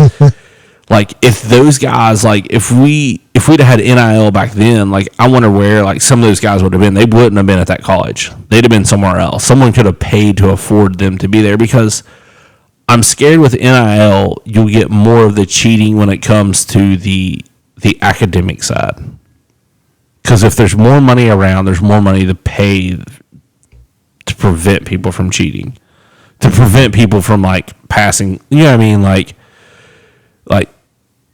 let's be honest. Like, I mean, like, I knew 90% of our players on our team did, like, be at bullshit academics. Like, they didn't have a real degree. But, I mean, like, you have the kids, like, Andrew Luck graduated with, I forget what kind of degree. It was like a medical degree or engineering, something stupid from Stanford. Well, he's definitely the exception. Yeah, but what I'm saying is, like, there's no way everyone else on his team or everyone else was that smart as him. Well, you got to remember, he came from Stanford. Yeah, that's a school that has very. That might have been a bad example. Yeah, I think it probably was. I mean, it is hard to get in. You have to be smart to go to Stanford. There's a certain academic criteria, regardless of your academic performance, in order to get admitted there. But I do know, I see where you're going with it, and it certainly makes sense. And I think my opinion of it is that, you know, the landscape of college football has changed so much from then, because of the millions and maybe even billions of dollars that is generated through college football, that it's now looked at as business. It's a big business. Like, these players, and I think it's different from one institution to the next. I would like to think that K-State, and I'm biased naturally because I'm a fan, but what they have done there is really created a culture that, like, yeah, we do have money to pay you, and we do have a culture here, but we do expect you to go to school, and we do expect you to meet the criteria in order of which you have to be academically to be active, or to what's the word I'm looking for there? Eligible, basically. You're academically eligible to play. Eligible is the word I was looking for. Yeah, you have to remain eligible. You have to put in the work and go to school. And so they have a culture of getting the right kids that will come there knowing that, like, hey, I'm not just here to get a not only a free ride, but get a paycheck just to play football. I have to do all the other things too, like go to school and go to class and make good grades. Well, a fun idea that was brought up on a podcast was, I know Princeton and Yale and all them are not in Division I, but they theoretically should have the donors to basically buy a national championship. Theoretically. I would assume, like, if you're going to Yale, you're going to make enough money that you have expendable income to basically put a team of all 5 stars. Do you think there will ever be, and this is how we'll wrap this up, a moment where a Ivy League... Is this how we're wrapping up college football or wrapping up the whole podcast? Wrapping up college football. No, we're not done talking yet. Okay, I was going to say, man, we got a lot more to discuss. Oh, yeah, we got a ton more. So do I think that those lower-tier schools will elevate? Yeah, an Ivy League school will ever just decide to buy a championship of any sort. Basketball, football. I mean, you got to think, like, they could be some nerdy, sports fans come through there that just decide one time that they want to, I mean, I haven't done the research, so this is probably like a bad example, that I haven't done the research of what an average Ivy League school person makes, but I assume it's enough money that school's paid for, they have expendable income. Yeah.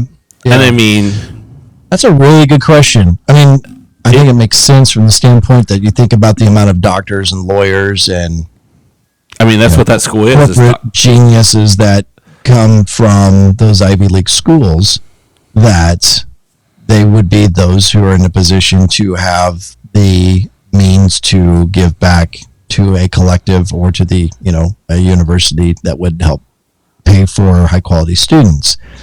At the end of the day, are you, though, sacrificing?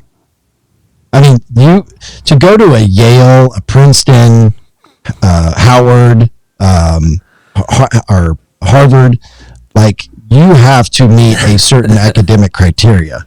Yeah, right? and that I think that's. And I'm not suggesting that athletes are stupid. There's a lot of really smart students, but look, I'm not a dumb person by any means, but I wouldn't meet the criteria to go to a Yale or a Harvard, even if I was a 5-star athlete, right? So you're really, by pigeoning yourself with the academic standards that you set forth, you have both working against you. You have the academic standard, and now you're trying to get a 5-star athlete or a 4-star athlete. Like, so because of the academic criteria to get into those schools, I think that having the money for a donor to potentially get those, but the amount of that, I mean, it's such a small sample size of those athletes that are that smart. Yeah, and have aspirations beyond, because most athletes, without bending their school and changing like what they offer and all this, basically without making these athletes not go to class and just them been there, like, it's not going to work. But it's just a fun thing to think about, that theoretically, like, if there was 30, we'll say 40 some athletes that were 5-star that were smart enough to get in, they could buy them easily. No one can afford them. Yeah, but I don't think that that's ever going to happen until one of those Ivy League schools is a Division I school. Yeah. That's Division 1A. That's the catch. Because that's where the money is. Yeah. And so when and if that were to ever happen, then I think that you could potentially see that happening. But nobody is going to, I shouldn't say nobody, I would venture to say that most would not potentially want to, because they're looking for a return on their investment other than just getting a championship. Not all of them, but some. Some of these collectives are like, okay, look, Nathan, you're a high caliber athlete. We're going to give you $500,000 a season or the next 2 seasons to come play at our school. But this is the return outside of your performance. Like, we want you to endorse this particular auto dealership, or you're going to be a spokesperson, do testimonials for this particular business. Like, they're looking to see what's the return on their investment as well. Well, and let's jump to Colorado because Colorado won, sadly. Return of investment. Mm-hmm. You basically, Colorado's investment is off of the attendance that they get there. It is basically, I mean, I'm trying to think how I want to word it. It's like you have to, like, I mean, looking at this as like a business standpoint, like you have to have asses in seat. And like Colorado is kind of like the perfect one because they're going to get eyes on them because, you know, X amount of people want to watch Prime lose, X amount of people want to watch him win. Like everyone's either for him or against him. I don't think there's anyone out there that's like, I don't give a damn. Everyone has an opinion on them right now. I would take that a step further. I would say there are definitely people who will be haters and root against him just because of his flamboyance and like the whole issue that Dion has with that Denver Post reporter with where he's banned him from asking questions in the press conferences.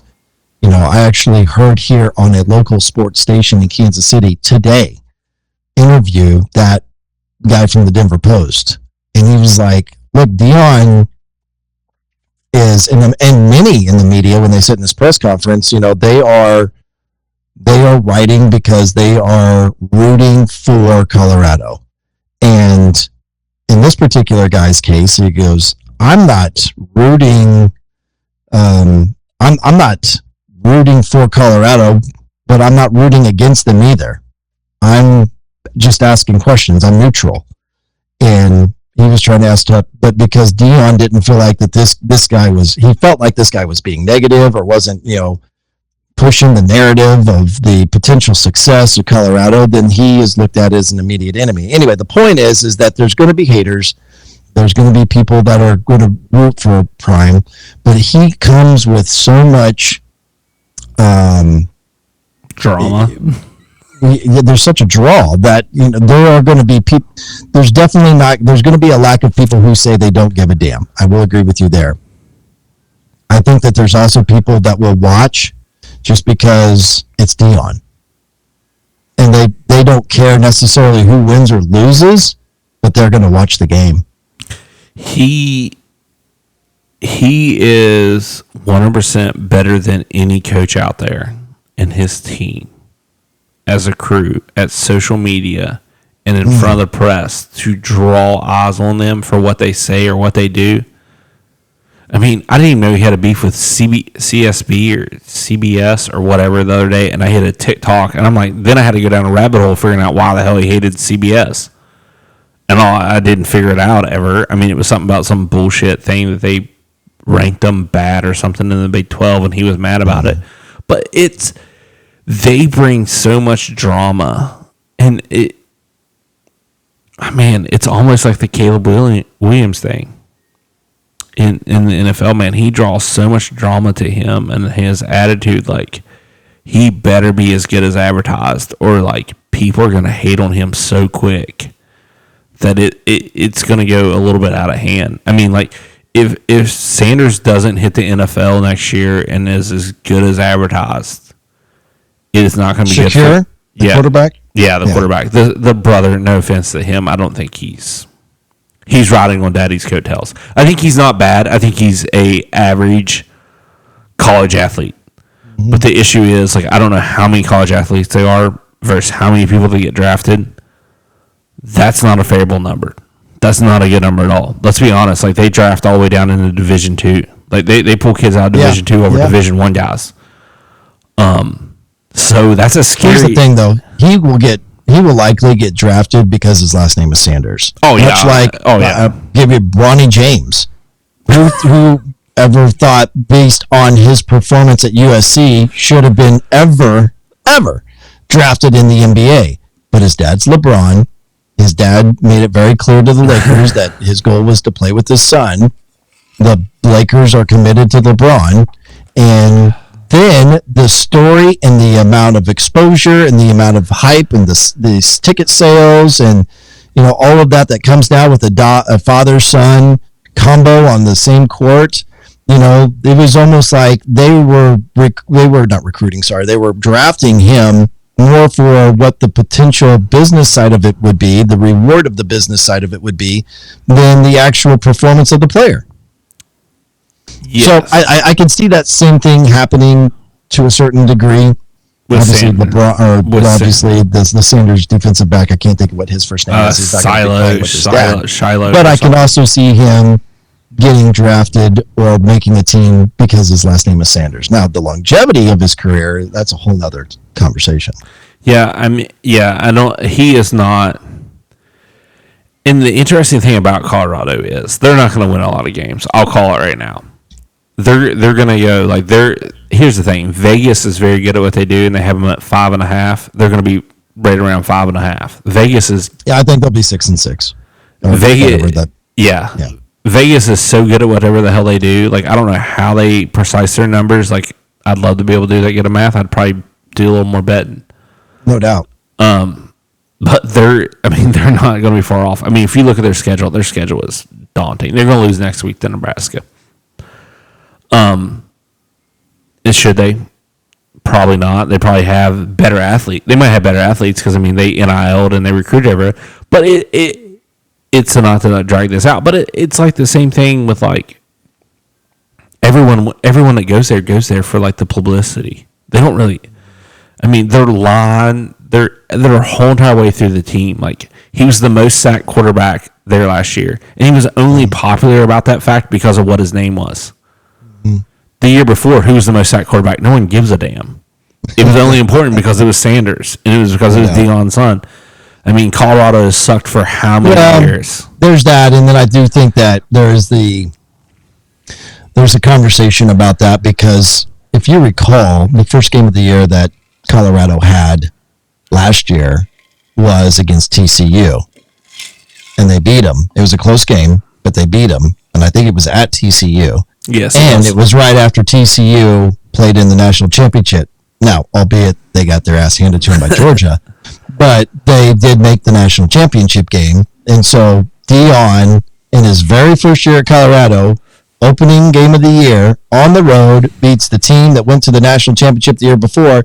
And he's in a post-game interview on the field talking about, like, told you so, we've arrived, here we are, don't mess with us. Then they barely beat Colorado State. Massive viewers watching that game. Good game, but they should be, if they're at the level of which Deion portrays them to be, they should be smashing Colorado State. And then they ended up winning 4 games on the season, right? Like, so part of that is on Deion. Deion portrays them and creates this stigma of that they are going to be contending for a national championship, and the reality of it is that they are not as good as they think they are. Yeah, let's be honest. Like, once again, what conference is TCU in? The Big 12. We just said it's literally the conference about shooting yourself in the foot. Like, you literally pick a different... I said on our podcast when we were in North Dakota, you probably heard this, I think that Kansas State has the ability to go undefeated. Do I think they will? No, I'm not going to say that. I think based on how the schedule plays out, they could reasonably win every one of those games. But the margin is so slim that they could just as easily lose 3 games on the season, right? Yeah. So it is definitely a hyper competitive conference for sure. Yeah, and it's I don't know, and like you said, like with Deion, man, he just draws so much hype, and everyone. It's like they had 42 transfers. I think they said on national TV. One of their biggest came to K-State. Dylan Edwards, running back, number 3. Yeah, watching for him this season. It's one of the most. I don't know, man. It's a weird shitstorm, man. It's one of those things where it's like you guys sit back and watch because, dude, it's the dumpster fire or the train wreck everybody wants to watch. Yeah, that's what Colorado is. Yeah, Colorado right now, they're relevant. And look, if I'm wrong, Deion will be the first to tell all of us we were wrong. but they're the train wreck everybody's waiting to wait and watch and see. We'll see. I mean, it damn near happened tonight. Yeah, I mean, it'll likely happen next Saturday at Nebraska.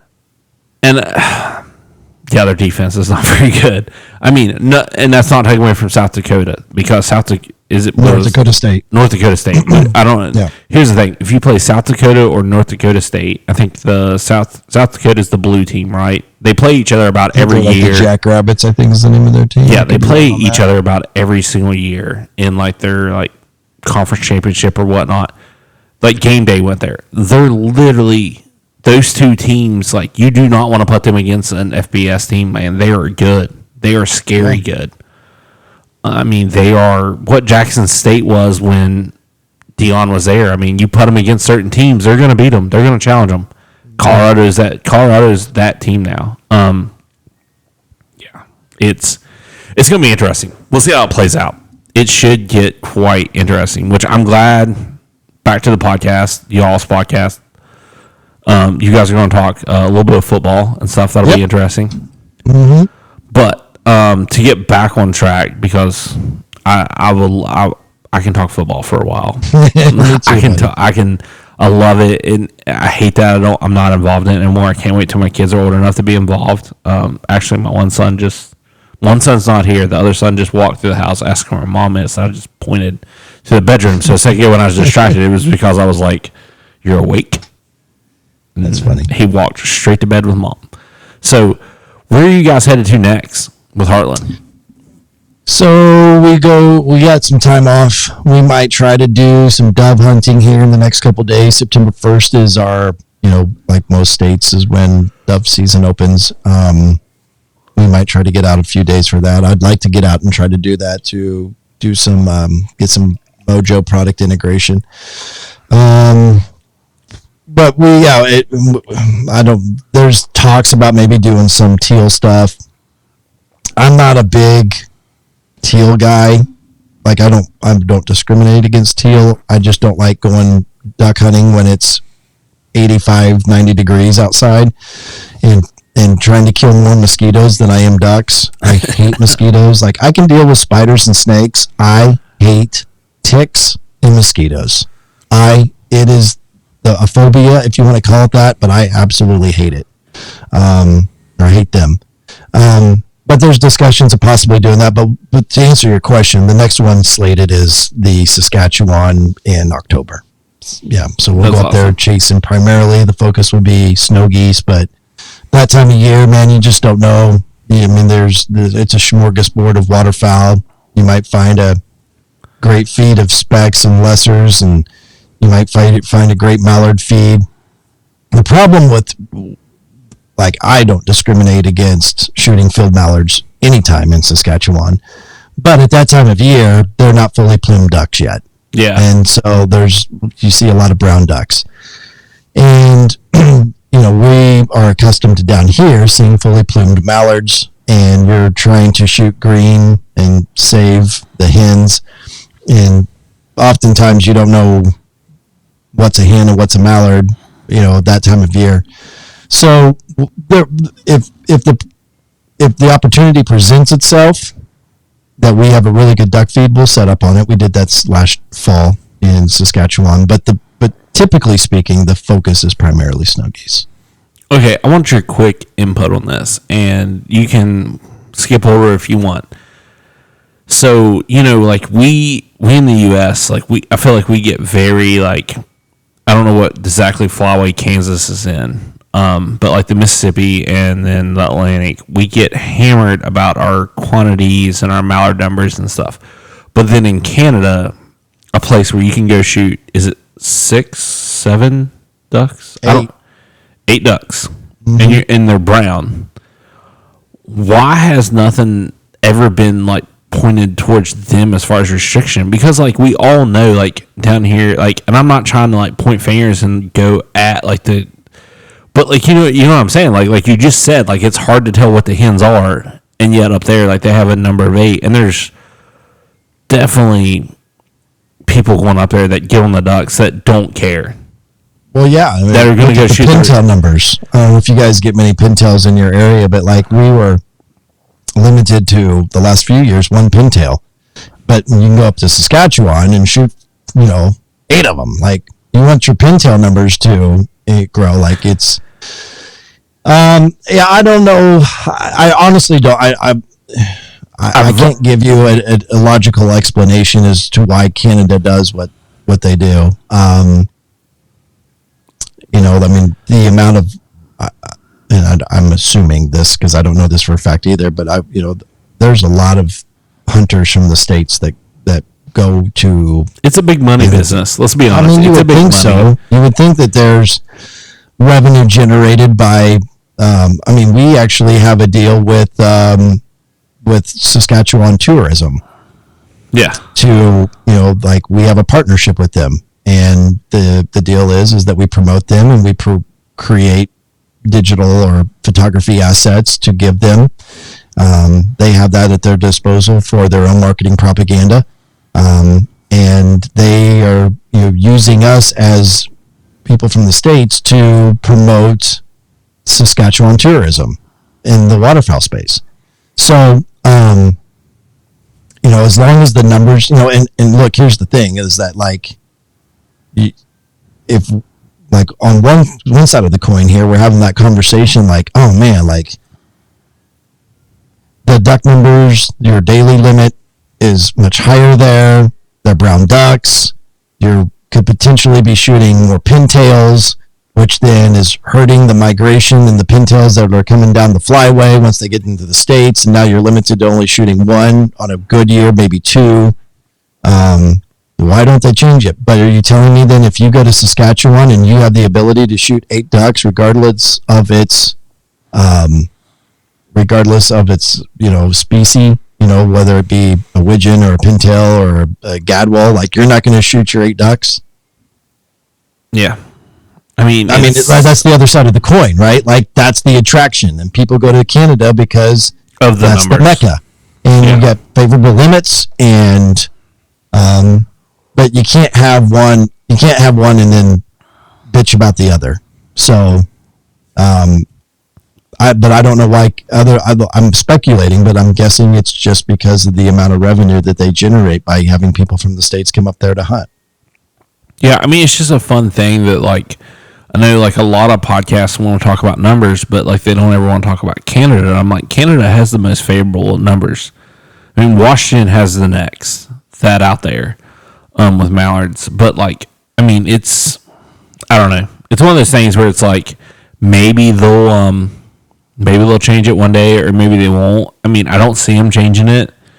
It seems like they want to focus on the U.S. regs versus Canada, but let's also be honest about the amount of hunters that are in Canada versus the amount of hunters that are in the U.S.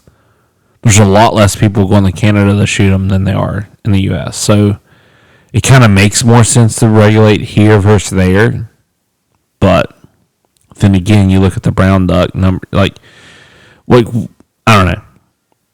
I don't know how to judge that because I think back to an episode to call out. I don't know what season it was.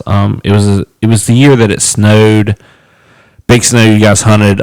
Someone going back to the awe of shooting a bird, the baby widgeon that got disintegrated. Yeah. But I remember that was one of the most memorable Heartland waterfowl hunts of all time. But something that was said in that was because of the weather, and I don't know the science behind it. I haven't been hunting long enough. I probably should know this because I've been hunting long enough to know that, but I don't. But someone said it, and it might have been you, where someone made a comment that you could see the green heads. Yeah, that was Logan. He was like, "Look, Ronnie, they're not brown ducks." Yeah. That's exactly the phrase. They were plumed out mallards, and I don't know the reason for that other than maybe they were early hatchers, birds that were hatched earlier. They came from further north. Obviously, with that massive cold front that came in, there was definitely a migration. So you're already quite a bit north, where we were in Saskatchewan. So if they migrated from any further north, and they must have been hatched earlier, and they must have came in They must have, migrated in from even further north. So I would think that's the science behind it, is just that the birds that came in where we were at that place in Saskatchewan with that massive cold front that came in was birds that were, plumed. The reason they were plumed out was because they came from further north. Yeah. That's an episode that I love to watch. And honestly, I love to watch it more of for the geese. I mean, I think you guys shot some honkers pretty well, feet down, and we shot a limit of ducks and honkers that day, I believe. Yeah, and I mean, I don't know, as much as people want to go shoot geese, I like shooting ducks. I like shooting geese. And that's kind of some of the best. I think another like to jump to another episode of Heartland is, I don't know what year it was. And you guys are on season 12, so it's hard to discuss this. But the specs, I mean, other than Canada, you guys have rarely really got on the specs. I mean, that's a bird that's not that easy. I feel like it's easy to shoot if you're in the right place, like Arkansas, certain Arkansas places. I know you guys have been there once and it didn't work out.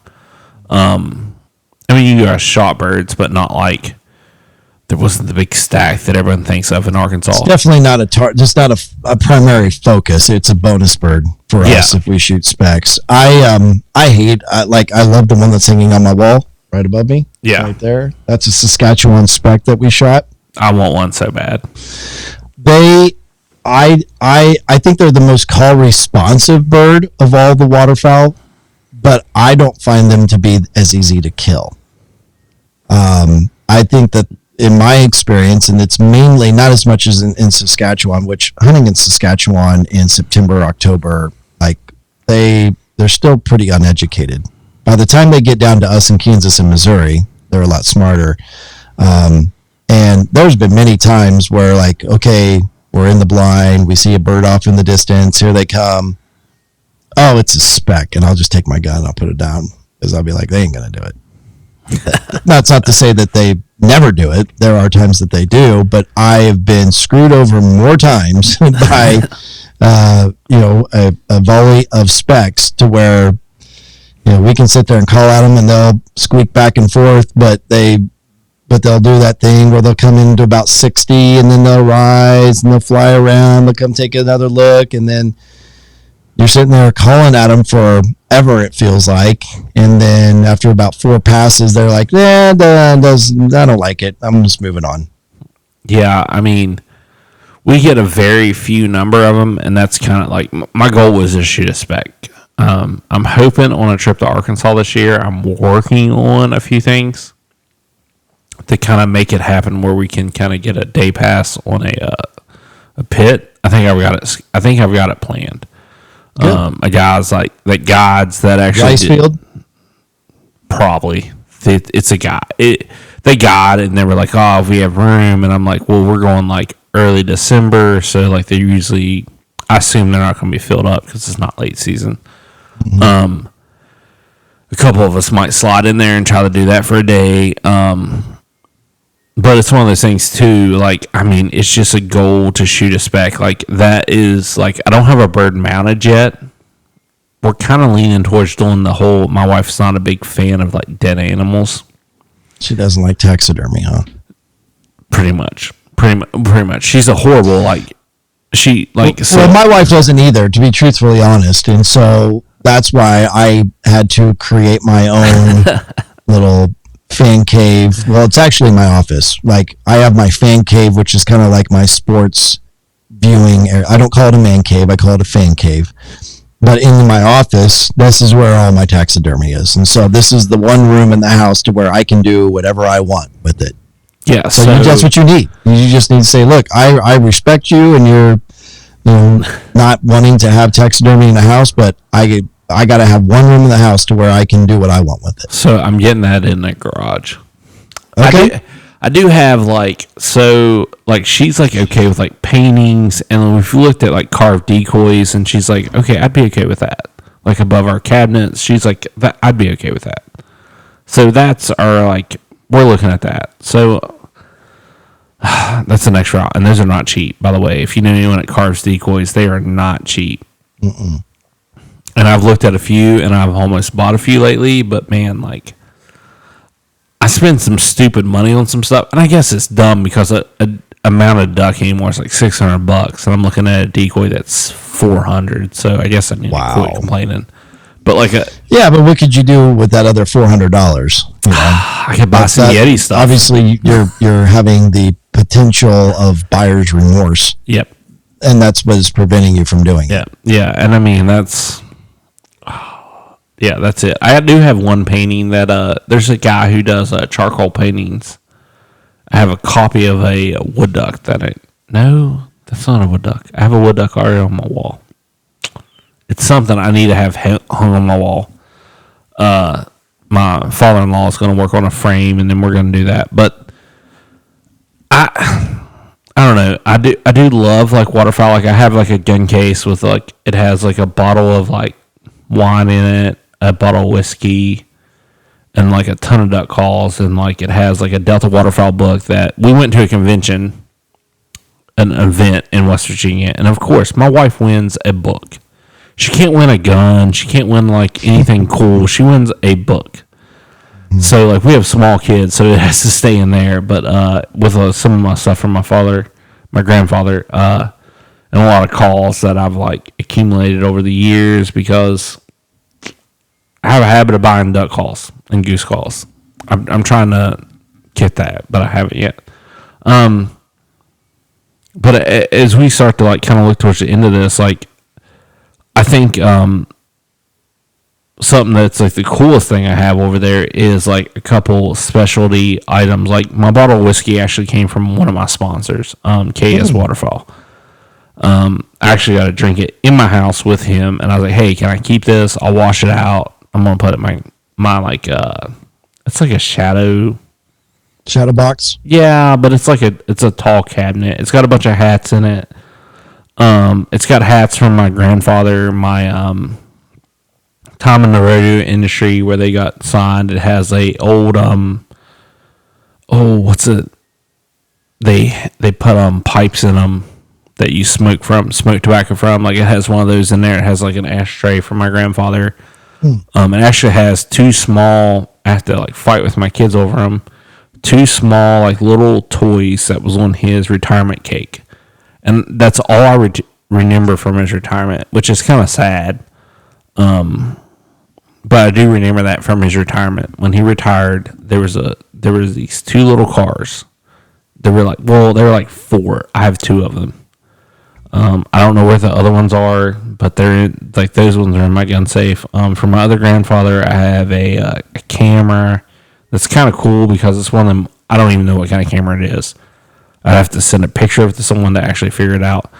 But it's kind of like a shadow box. It's kind of in our living room, our kitchen space. It's just kind of like that thing that kind of holds like kind of all the things that I hold personal to me. I kind of feel bad that my wife doesn't have anything in it. I actually don't know if she has anything in my house. I say that and I look around and like, because my wife, like my mother has also gave me like a ton of china that's on top of our cabinets.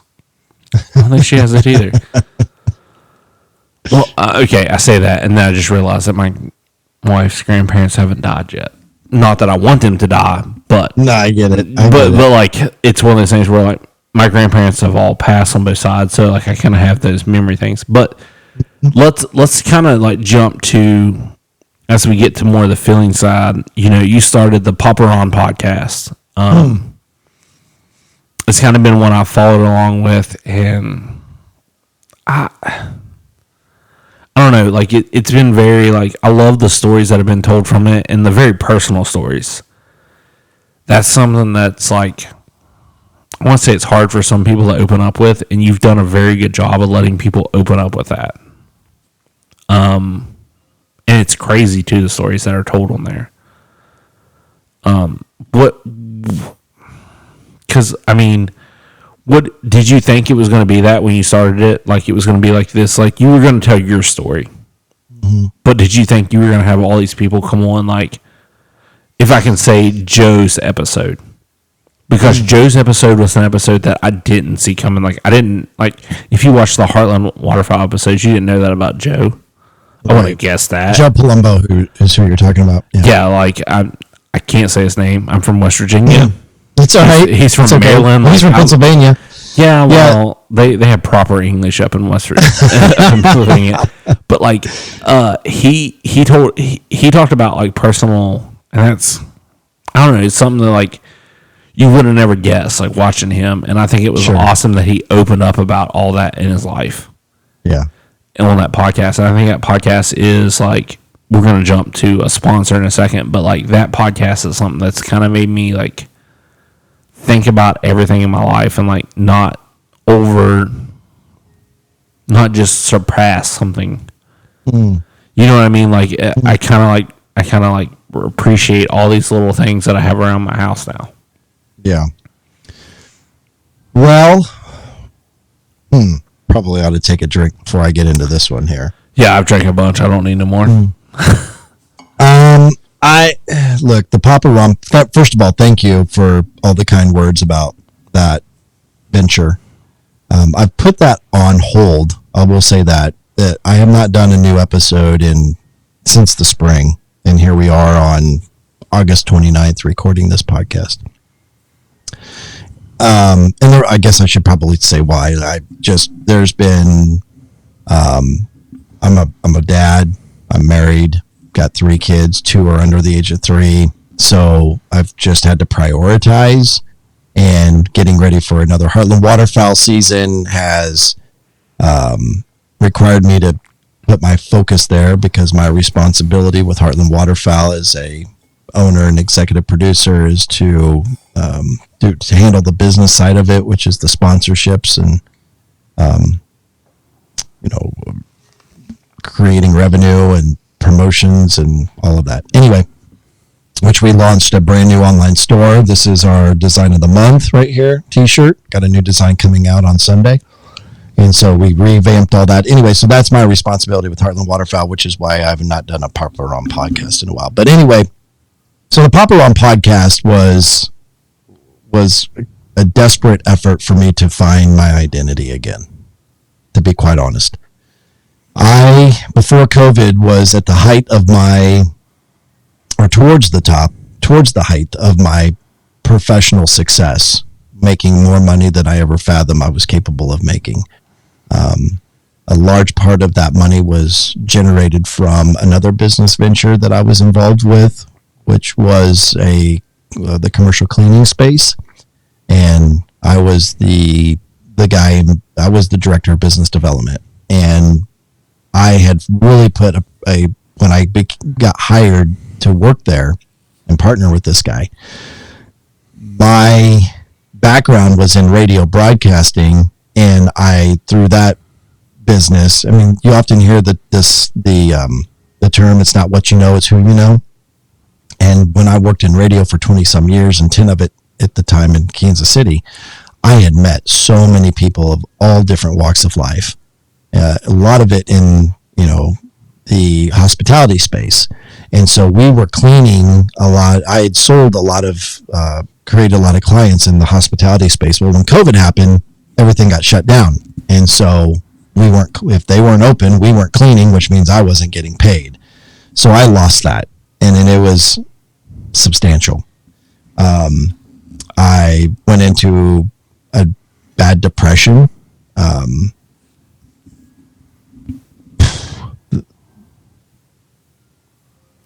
The part that's hard to talk about, especially because, here we are talking about Ronnie, the guy from Heartland Waterfowl, what has this guy got to be depressed about? He's got a TV show. He gets to travel all over the country and hunt waterfowl. Gets to be somewhat of a little bit of a celebrity, if you will, be in the limelight. What has that guy got to be depressed about? I couldn't figure it out. I couldn't get out of bed. And the part where I was pausing was, I don't think that I was suicidal, but I certainly had suicidal ideation. There was the times where I just couldn't get out of bed, and I was just laying there thinking, man, would this just be easier if I wasn't here? And the thing that kept me alive I say that like I don't think I really had the balls to go through with it, but the thing that really got me out of bed was my kids, and knowing that the trauma that it would be for them if I was to actually go deeper into those thoughts and execute an execution. And so I started having panic attacks and anxiety attacks, and it just one thing led to another. I was on a trip to Wyoming to film an episode, and I remember I was driving by myself. I had to send the crew on before me because there was a COVID scare at my child's daycare, and so I wasn't sure if I was even going to be able to go, because if there was a COVID scare, then I was going to need to stay back and take care of the kids so that my wife could work. Turned out to be okay for me to leave, so I left, drove all night, and in the middle of nowhere, somewhere in Nebraska, I just started getting this crazy itching attack where I was just itching everywhere.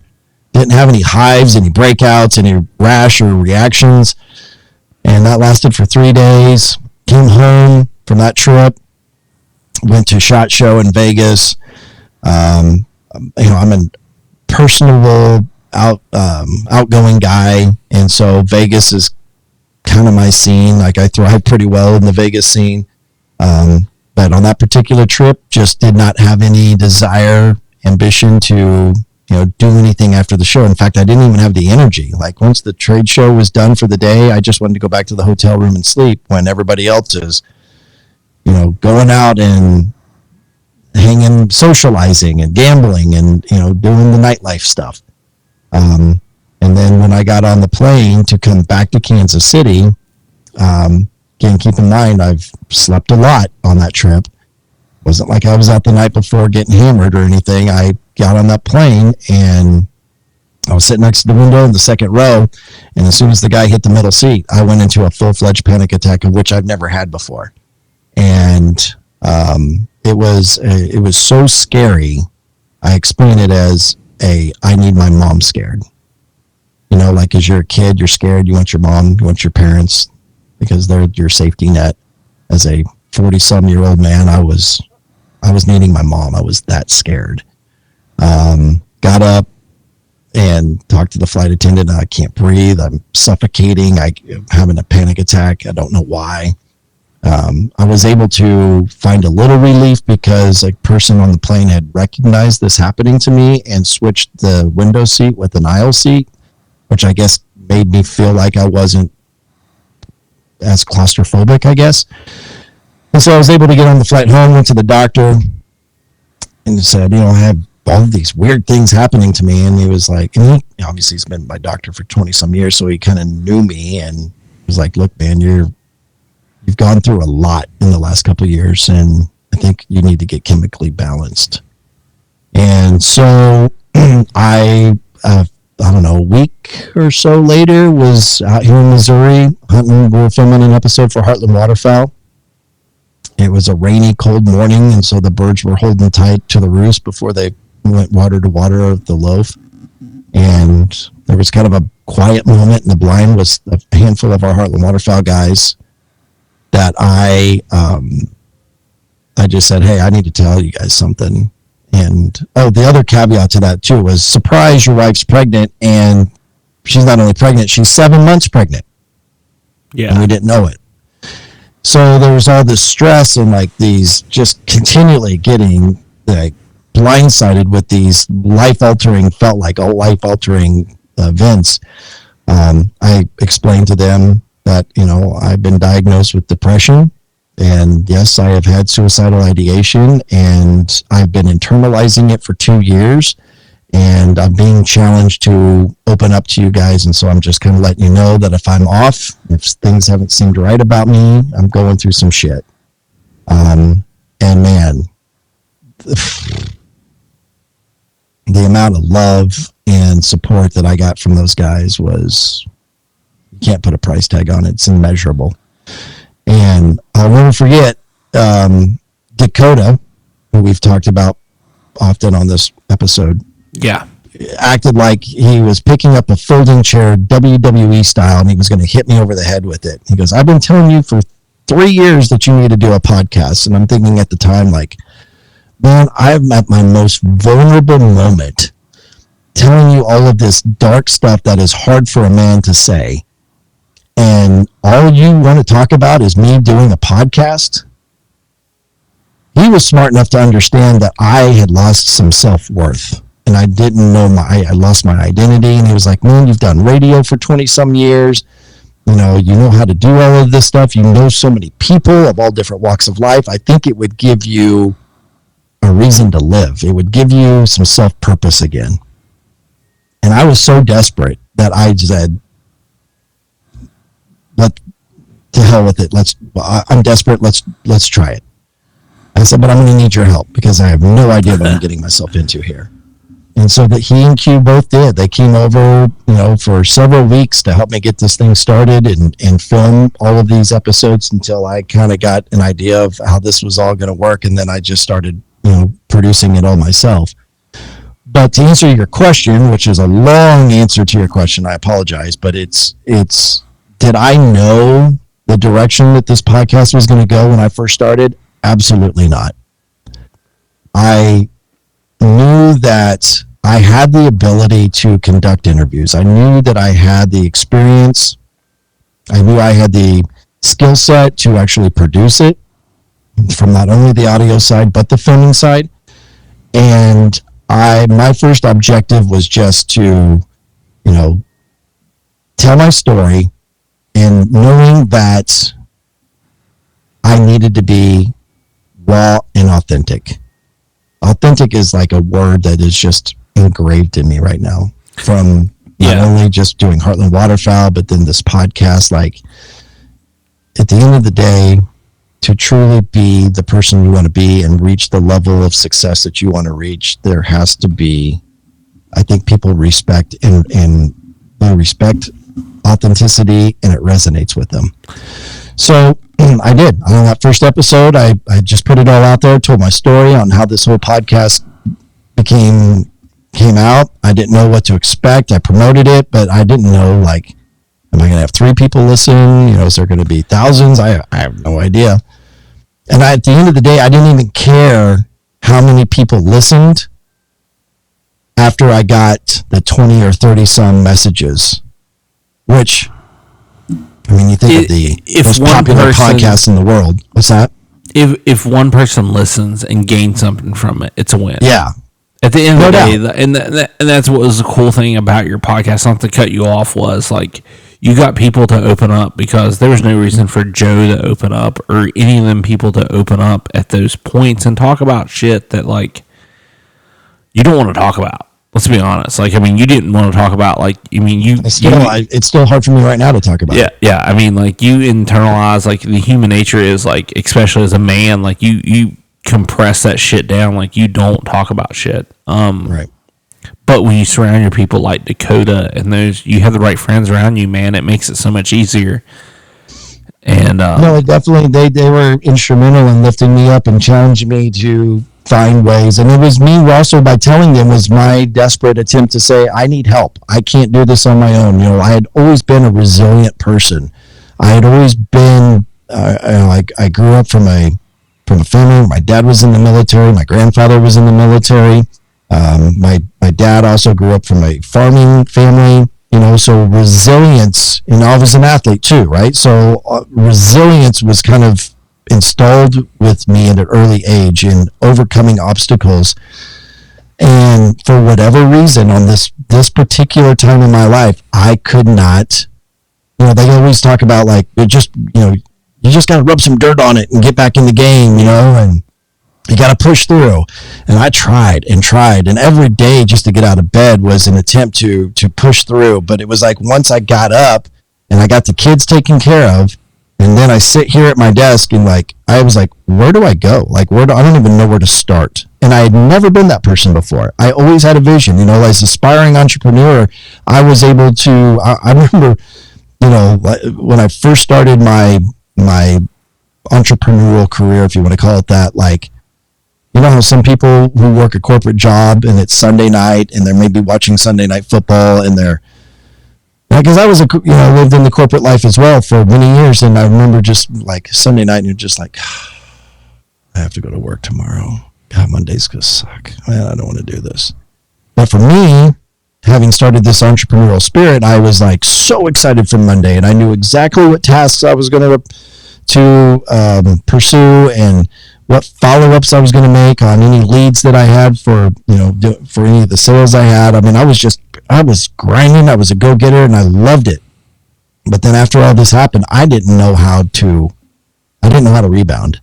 And so those guys lifted me up, and the podcast and the vulnerability that came with that, I think not only with the 20 or 30 messages, somewhere in that ballpark, say call it 25, of people who reached out to me, who listened to that first podcast, they weren't necessarily friends that would say, hey, I'm a friend, I'm supporting you, I'm going to let you know I listened to the podcast, it sounded great.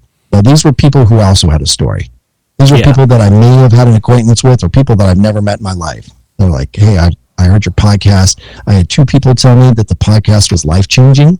Use that term. Yeah. I had one person in particular say that they were sitting in the parking garage at their work, and they're late walking into work because they can't stop wiping tears off their face because my story resonated so much with them, that they also had been internalizing the feeling of insignificance or unworthiness or the feeling of failure. Did I just lose you?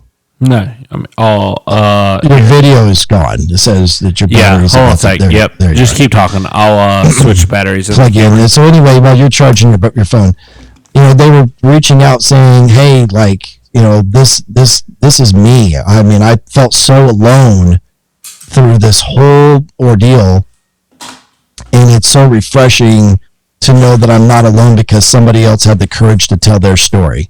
And so by doing that, I think it opened up a lot of eyes. It also created a certain amount of compassion because I did feel alone, and it allowed me to understand that I'm not alone, and 2, there are people that do care. And when you're feeling alone and insignificant, you feel like you're out on an island by yourself. And so the podcast was originally, selfishly, medicine for me. And then what I realized is that, God has blessed me with some skill sets and some talents. And as a Christian, we're all challenged to be in community and to serve others. And I have a platform and a talent that I can use this podcast and a testimony to seek to serve others. And once I did that first podcast, and then it was almost like God was blessing me with all of these other people who had their own testimony, they had their own story, and they were either reaching out to me or they were just somehow being presented to me or crossing paths with me to where I would be talking to them, and I would, hey, that sounds like that would be a good podcast guest. And so one thing kind of led to another, and I don't know, I think I've done 50 some episodes now. Obviously, like anything, when you first start, it's a little rough around the edges, and so it got a little better. The production got a little better as we continue to do it. I've got it on hold right now. I'm thinking that I want to change some things up a little bit. I think I still want to stay on task with having content that has the ability to serve others and help others. I don't want it to be strictly, though, on mental health. I'm not real sure what direction I'm going to go in with this yet, but I am likely, when I come back to doing it, I'm going to change it up a little bit. But the Pop Around podcast right now is just on pause.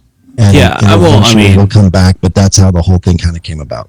Yeah, I mean, I'm speaking of a podcast that has taken a couple breaks. I have, and like you said, like life gets in the way.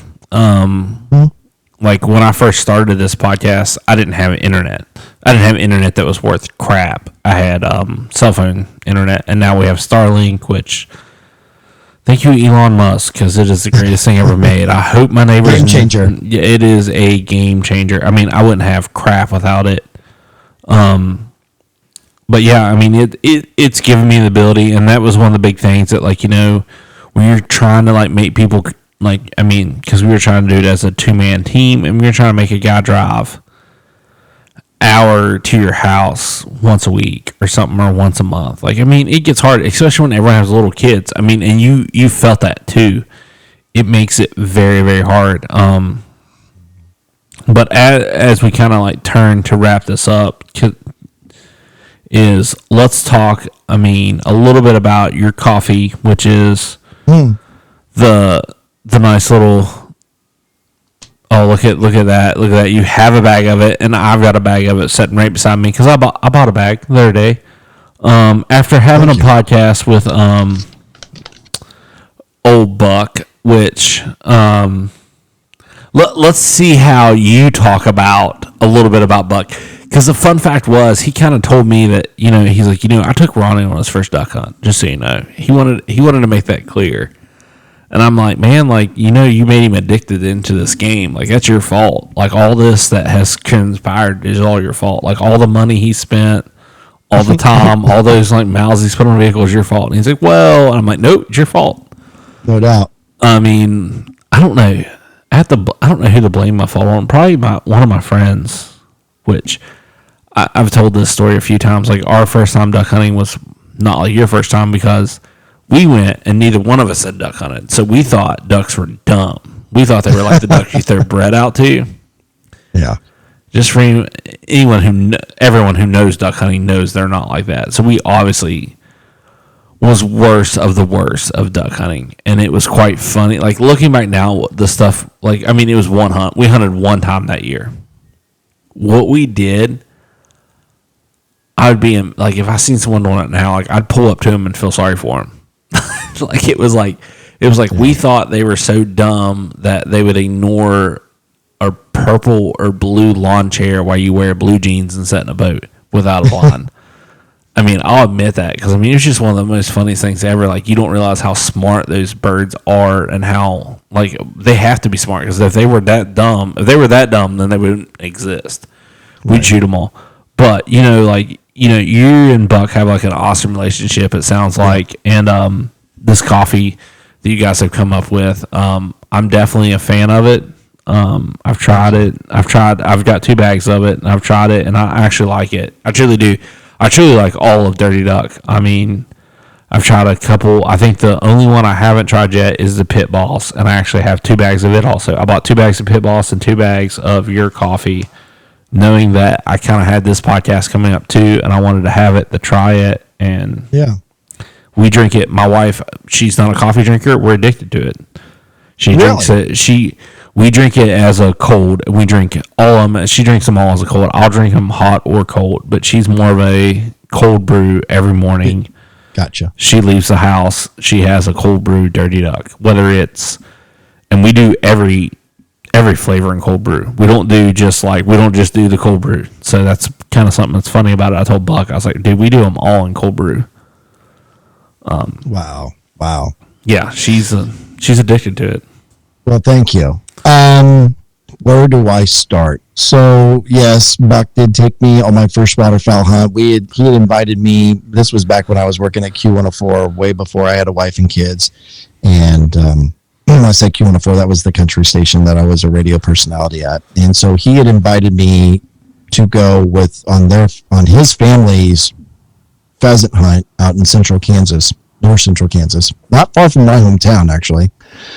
And we just had a great time, but the bird numbers were a little bit down, and then there was a cold front that came in, and I remember we were staying at a motel, not a hotel, but a motel.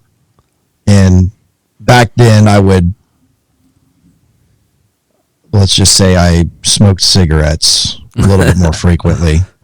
And so it's the end of the night or the end of the day, and it's after dinner, and we're kind of hanging out, and I'm standing outside drinking a bourbon and smoking a cigarette, and Buck comes outside, and we could hear, of course, at the time I couldn't differentiate between any waterfowl sounds because I didn't know anything about waterfowl hunting, But he had pointed out that he could hear the snow geese. I could hear the birds. I just didn't know what kind of birds they were at the time. But they were snow geese that were migrating. And he says, I remember he says, fuck these ducks. Or no, fuck these pheasants. Let's go hunt ducks. And I knew he was into duck hunting, and I knew he had a blind, up there in Mound City, Missouri. And I was like, I don't know, I'm half in the bag at the time, so I didn't really care. And was like, sure, because we knew we were going to be walking through several inches of snow to try to find pheasants that we hadn't really killed that many of in the first 2 days that we had been there. So we loaded up the next morning, and he was hauling ass on the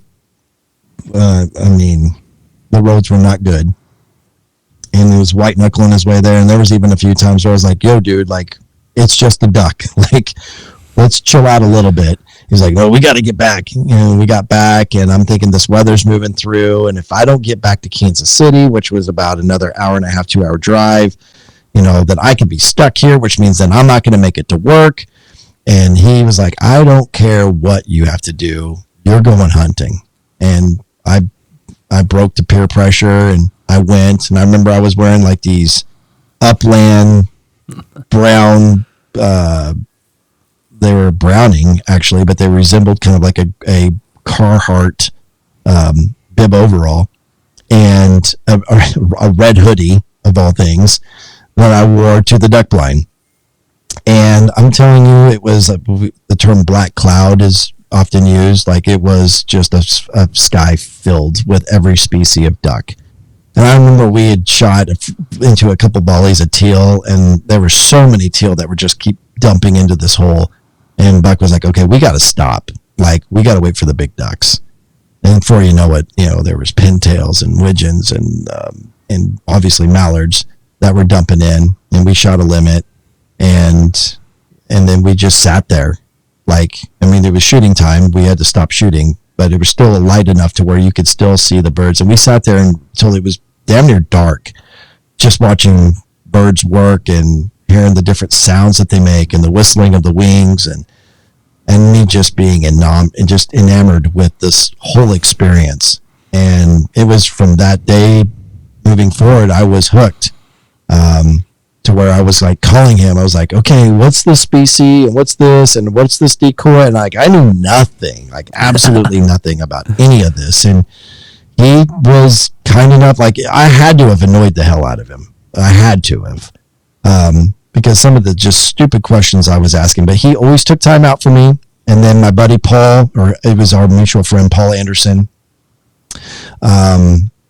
which who now has an outfit down in Mexico, the Hacienda El Dorado. Quick shout out plug, Paul Anderson. Can't wait to go down there and hunt with him on his place. He took me out a few times. Jay Peterson, who is a partner with Buck over at Dirty Duck, he took me out on his private spots a few times. And so they were all very instrumental in helping me, because I didn't know anything about it, and I didn't have the gear, and I didn't certainly have the places to go, knew nothing. So I wasn't able to pursue this new excitement without having friends who were willing to invest the time in me to take me and allow me to learn. And so after a few years of doing that, and knowing that I was kind of at the ceiling of my radio career, I decided that I was going to, I think one day I actually got pissed off at work, and I said, that's it. I'm going to write a business plan, and I'm going to parlay all of this media, radio experience into my passion for the outdoors, and I'm going to start a waterfowl hunting show. Or actually, it wasn't even specific to waterfowl. It was just going to be a hunting show, and I was going to hunt everything. But waterfowl was definitely a focus. And I remember Buck saying, don't do it. It's the dumbest decision you could ever make. Like, don't make your hobby your job. And then in the course of all of this, I was connected with my Hunsucker at Heartland Bow Hunter, and I was able to provide a little bit of value to them because of my experience in radio. And they were still a fairly new show. Maybe 5-6 years in, they were known more so throughout the country. They were known more outside of our actual living area, like our own metro. So I was able to help elevate them, and I'd say elevate. I was help promote them, I guess, a little bit through the what I was doing on radio. And anyway, so then that's when through Heartland Bowhunter, we created Heartland Waterfowl. But going back to Buck, he was very instrumental as a friend. He was in my wedding. He and Paul both were. And we just became the very best of friends. And then when COVID happened and I was going through my stuff, he was actually starting Dirty Duck Coffee.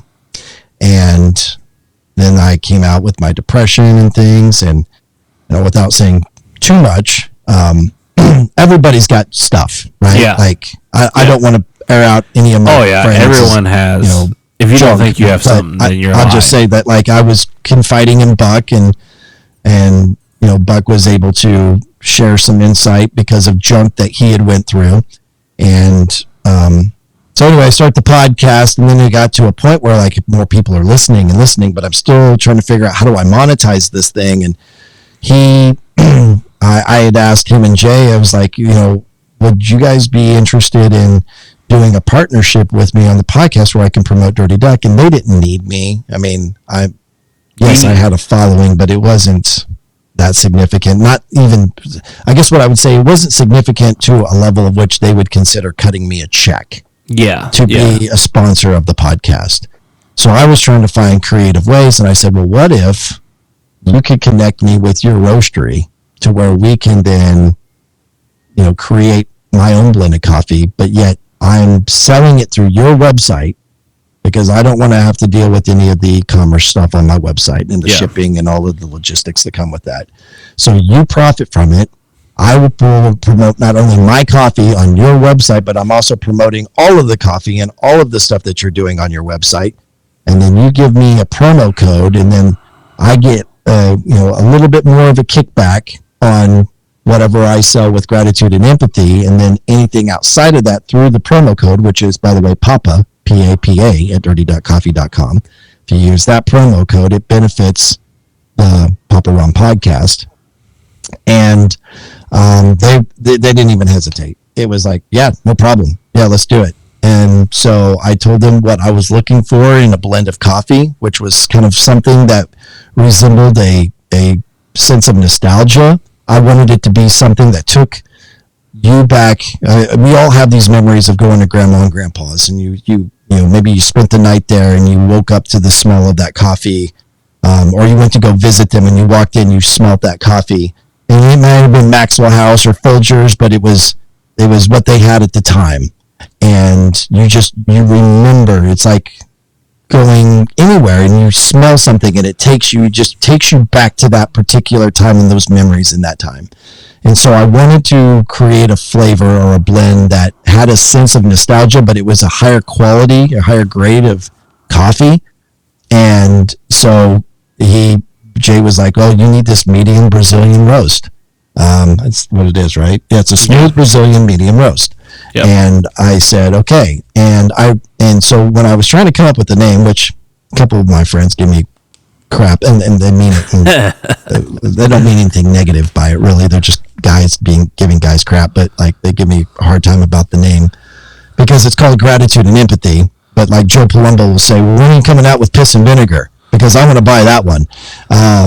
Him being Joe and being funny. But I remember when I was in the depths of my depression and I was following content from Gary Vaynerchuk, if you know who that is. He's a millionaire, billionaire, whatever he is.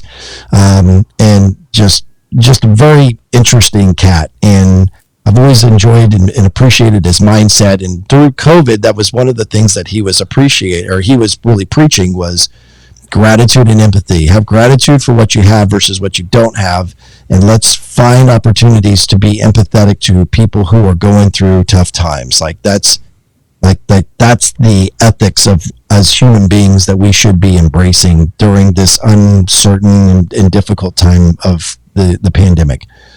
And being that I was going through everything that I was going through on an emotional level, I kind of like just embraced that mentality as a moniker.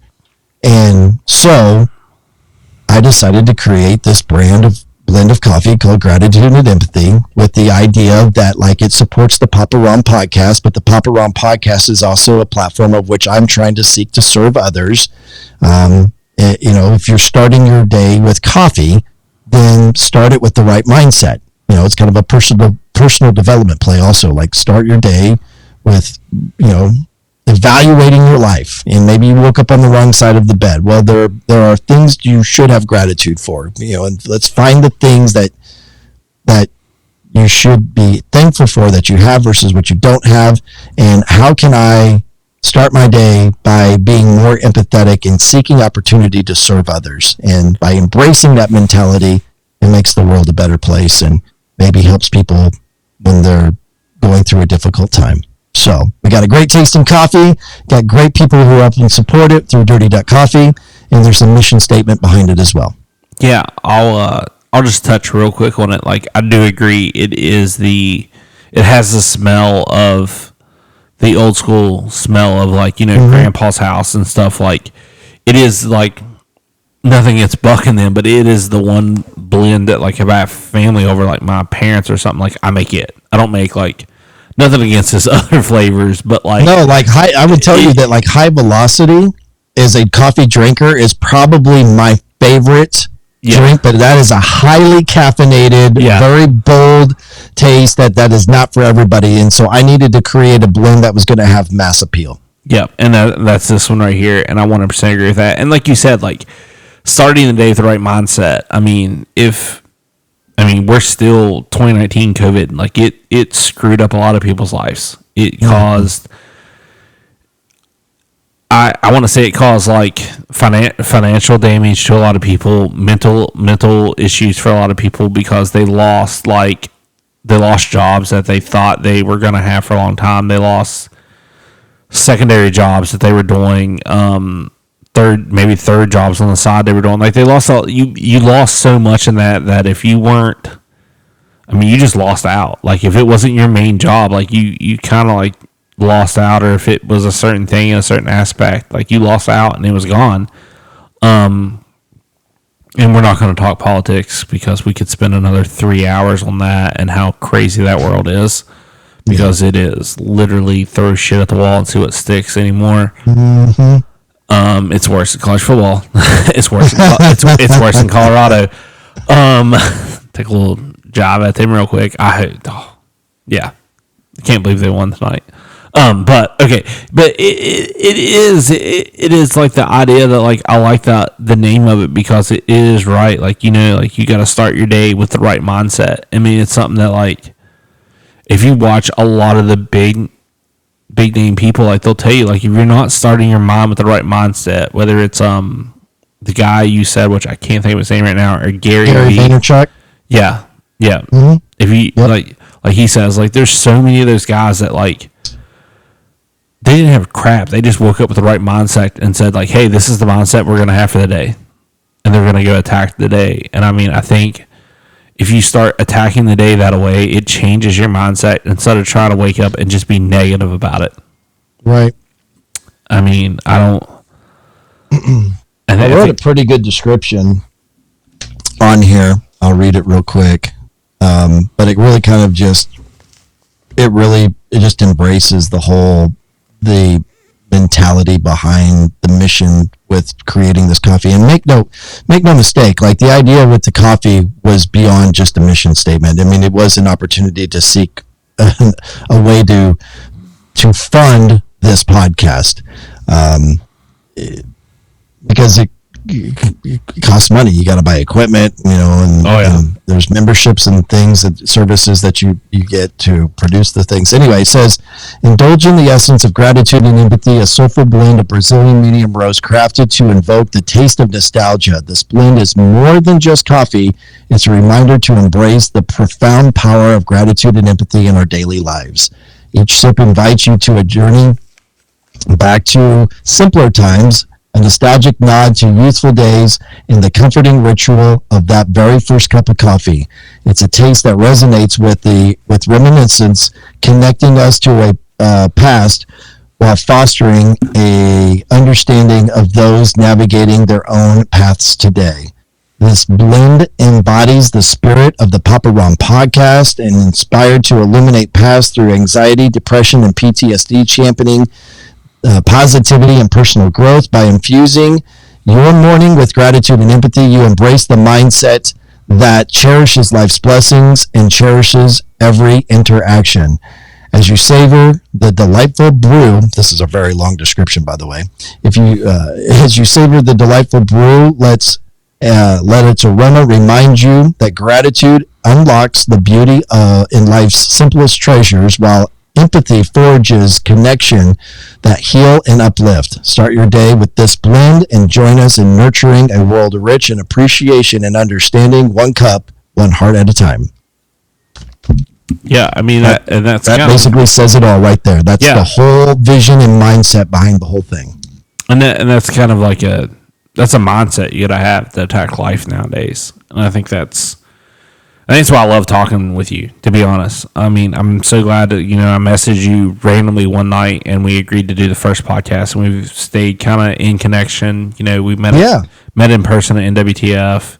Yep. We're going to meet again at some point in time down the road in person. For sure. Probably I'm going to NWTF next year. I already got that scheduled. I'm not going to go to that. I think I'm going to go to the Delta show. I think that's going to be in Oklahoma City next year, and I've heard a lot of good things about it. And for what I do, and for the return that I'm trying to get on my time and investment financially to be at those things, I'm likely going to go to the Delta Waterfowl Expo, which was in Monroe. Yeah, it was somewhere in Louisiana. Yeah, it was in Baton Rouge. Louisiana. Baton Rouge. I almost went. It's Baton Rouge. Baton Rouge. It was. You're right. Yeah. Baton Rouge. But it's in Oklahoma City this year, and so I think that's where I'm going to go.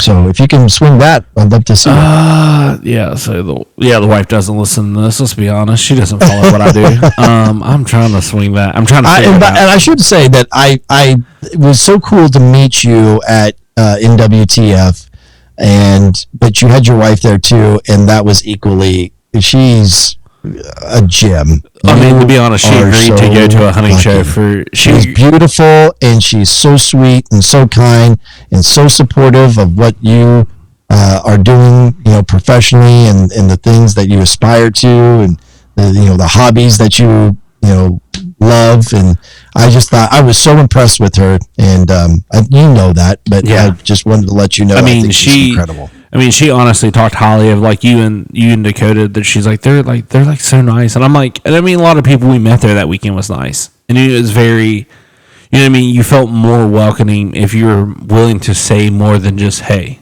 like if you talk to them. I mean, and it was kind of a cool thing to kind of see her get to see me like enjoy that because waterfowl is the world that like I've kind of stepped away from. Like I don't. Until today, where a guy at work showed me pictures from his farms of deer he had. I had not had a desire to deer hunt because it's kind of like I have a 135 sitting up on top of our counter, on top of our cabinets, and to be honest, like I haven't seen something worth ever chasing. I shot it from the ground. I chased that deer for a long time with a bow. It wasn't worth. I haven't found it worth to go shoot anything else other than him until today, which I don't have permission to hunt that guy's property, but. I hadn't seen deer that big around here in a while. Wow. But yeah, I mean, he owns a bunch of bean fields, cornfields, so they're getting fed nice, and he hates them. Well, it was a cool experience, and I think the other thing that I would expand on with what you just said there, and it kind of goes back to what I was speaking to earlier in this episode, was and I was being negative. I mean, I was being honest, but it was all the competitiveness or the ego or the, as I called it, big dick contest that's in the waterfowl space. That being said, there are a lot of really great guys too. A lot of great guys. Like, I think like one guy that comes to mind who I just saw, actually a couple guys that come to mind that I just saw up at Rogers Sporting Goods when they had their waterfowl weekend back early August. Sean Stahl, just salt of the earth, great dude. Jim Ronquist, I freaking love that man. He is so genuine, so down to earth, good old Southern boy. So while there are a few bad apples, there are a lot of good apples too, and it's always rewarding for me when you stumble across the guys like that, or guys like yourself, who are just, and you don't even have to be in the industry, like to appreciate these people. I mean, obviously with what we do, we meet all walks of life, from people who are just weekend warrior hunters to people who are doing it on a high level production level. I appreciate those relationships with all of them, as long as they're good people and they genuinely care about people and they're not out for their own self glory, or I don't know how to explain it other than that. Not out for themselves. They're people who lift each other up. Like another guy, Nate Metcalf, who is a producer, a film producer, and does some post production for Mojo TV. Yeah. He lives in Pennsylvania. That guy is another dude that I freaking today, I think is his birthday, and we were texting back and forth, and so we have a relationship to where we don't even really ever talk about hunting. Yeah. Like, he's a huge Tennessee Vols fan, and I'm obviously a big K-State fan, and so, like, whenever K-State's on TV, he's texting me, and whenever I see, Tennessee that's got a big game, where I'm texting him, and so, these are guys that they love what they do. They have a passion for not only hunting, but the production and creating these stories, this content. But when there's other guys out there too that that are doing it for the stardom, and that's just not me. That's not why I'm doing it. And so I appreciate that you did reach out, and I think I recall when you did reach out for the first one, it was like, hey, you want to do a podcast sometime? I'm like, yeah, you want to do it tonight? Yeah. We did it on short notice, but we had fun doing it, and we were able to stay in touch. And I appreciate your, all the kind things that you said, and the fandom that you, and the support that you have for Heartland Waterfowl. And I know that this is a friendship that will go on for a lifetime. Yeah, I mean, it's crazy to just kind of, before we start wrapping up with what I was going to say, but like, there's certain people in the industry you reach out to, and it's industry, and it's from top to bottom, YouTube to national TV. Some, like the ones that reply and they're genuine, like you, and like the Todd, oh my gosh, I forgot Todd's name, from Rixie Outdoors, that like we kind of have like a little deal with this. But like those guys, and like Austin Cooley, it's weird because they like immediately become friends with you. They reach out, and it's like this friendship that starts, and it's like weird. But then you have the guys who, like, I won't say the one company, I reach out about a podcast. I actually know this guy personally outside of all of this stuff, in the cameras, all this stuff. The response I got kind of was like, oh, okay, I got you. And I was like, I knew you were like that. I didn't know we were going to be that kind of way about this, that I'm not important enough to carry a conversation with for 30 minutes on a podcast. But whatever, that's okay. We're cool. We'll move on and go somewhere else with this. But I mean, it's crazy because like it's all levels. Like, I mean, from top to bottom, that you have the most nicest people in the world to they're there for themselves. And I mean, the ones that are there for themselves aren't going to go that far. The ones that are there for everyone else will go. They might. I mean, they might go to. Here's the thing: is that it's not sustainable. Like, they might get to a high level of success, but at some point something is going to bite you in the ass until you figure out the ability to be empathetic to others and respectful. And like, even if you are somebody who has reached massive success and you're really busy, and maybe, you reach out, or I reach out to be on either of our respective podcasts, and they're like, they can't do it. There's a way of saying no without disrespecting the person that you're saying no to. Be like, hey, man, really, thank you so much for the opportunity. I wish I was able to do it. Please don't be offended. It's just that I have to evaluate the amount of time that I have in my day.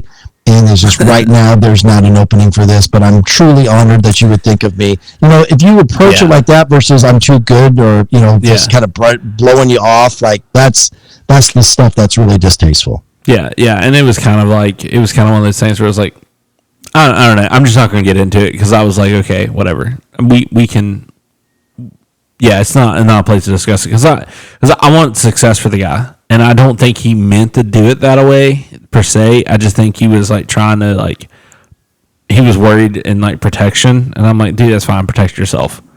That's fine. And like I get that. Like if you're trying to protect like what image you have, like I'm 100% on board to protect it. Dude, I got you. I'm with you, man. You do technically have to watch what you do. I mean, you can't just like blindly agree to something and then not know what it is. But it is what it is. But no, Oklahoma, I'm trying to. So NWTF is going to happen. We're going to bring the kids, and the wife and kids are going to go to the water park inside the Gaylord. Nice. Oklahoma, I am trying to figure this one out. If you want to know the truth, I have already started looking. I think that's July too. Yeah, I think that's in July. I'm trying to figure it out. I've looked at like, if I drive to X and get in a car with Y, if they have room, and then ride down with them, how many days? You would drive to Oklahoma City? No, it would not be ideal. I've never flown. Let's talk about something bad I've never done. Right? Okay, Ronnie. Okay, well, and I'm not judging. I just was like, man, I can't believe this guy's even considering freaking driving to Oklahoma City from West Virginia. Well, I am considering this one because I'm dying to go to, and we'll wrap here. Like you guys every year kick off with the Heartland Waterfowl and Heartland Bowhunter premiere. I want to come to one of those so bad. Not because I want a Yeti cup that y'all give away, which I would gladly. That's been a staple, but I mean that's a big hype reason for people coming. But anyway, go ahead. Yeah, I kind of want to come to that. I'm actually going to try to pitch the idea to my father-in-law that we need to play in the golf scramble because y'all do a golf scramble the day before, right? Yep, charity golf tournament. Yep. I need to pitch an idea for him to get his dentist office to pay for us to play in that, and then go to the premiere the next night and then drive back home. I mean, that's reasonable. Drive? Well, I mean, let's be honest. My brother-in-law and him are going to drive to Wyoming this year to hunt. It's 22 hours. They'll drive it straight. They'll drive straight to Cheyenne. Yeah, but you're going to is it an elk hunt? No, they're going waterfowl hunting. They're going to show. Oh, wow. Oh, to Wyoming. I was thinking Montana. Okay.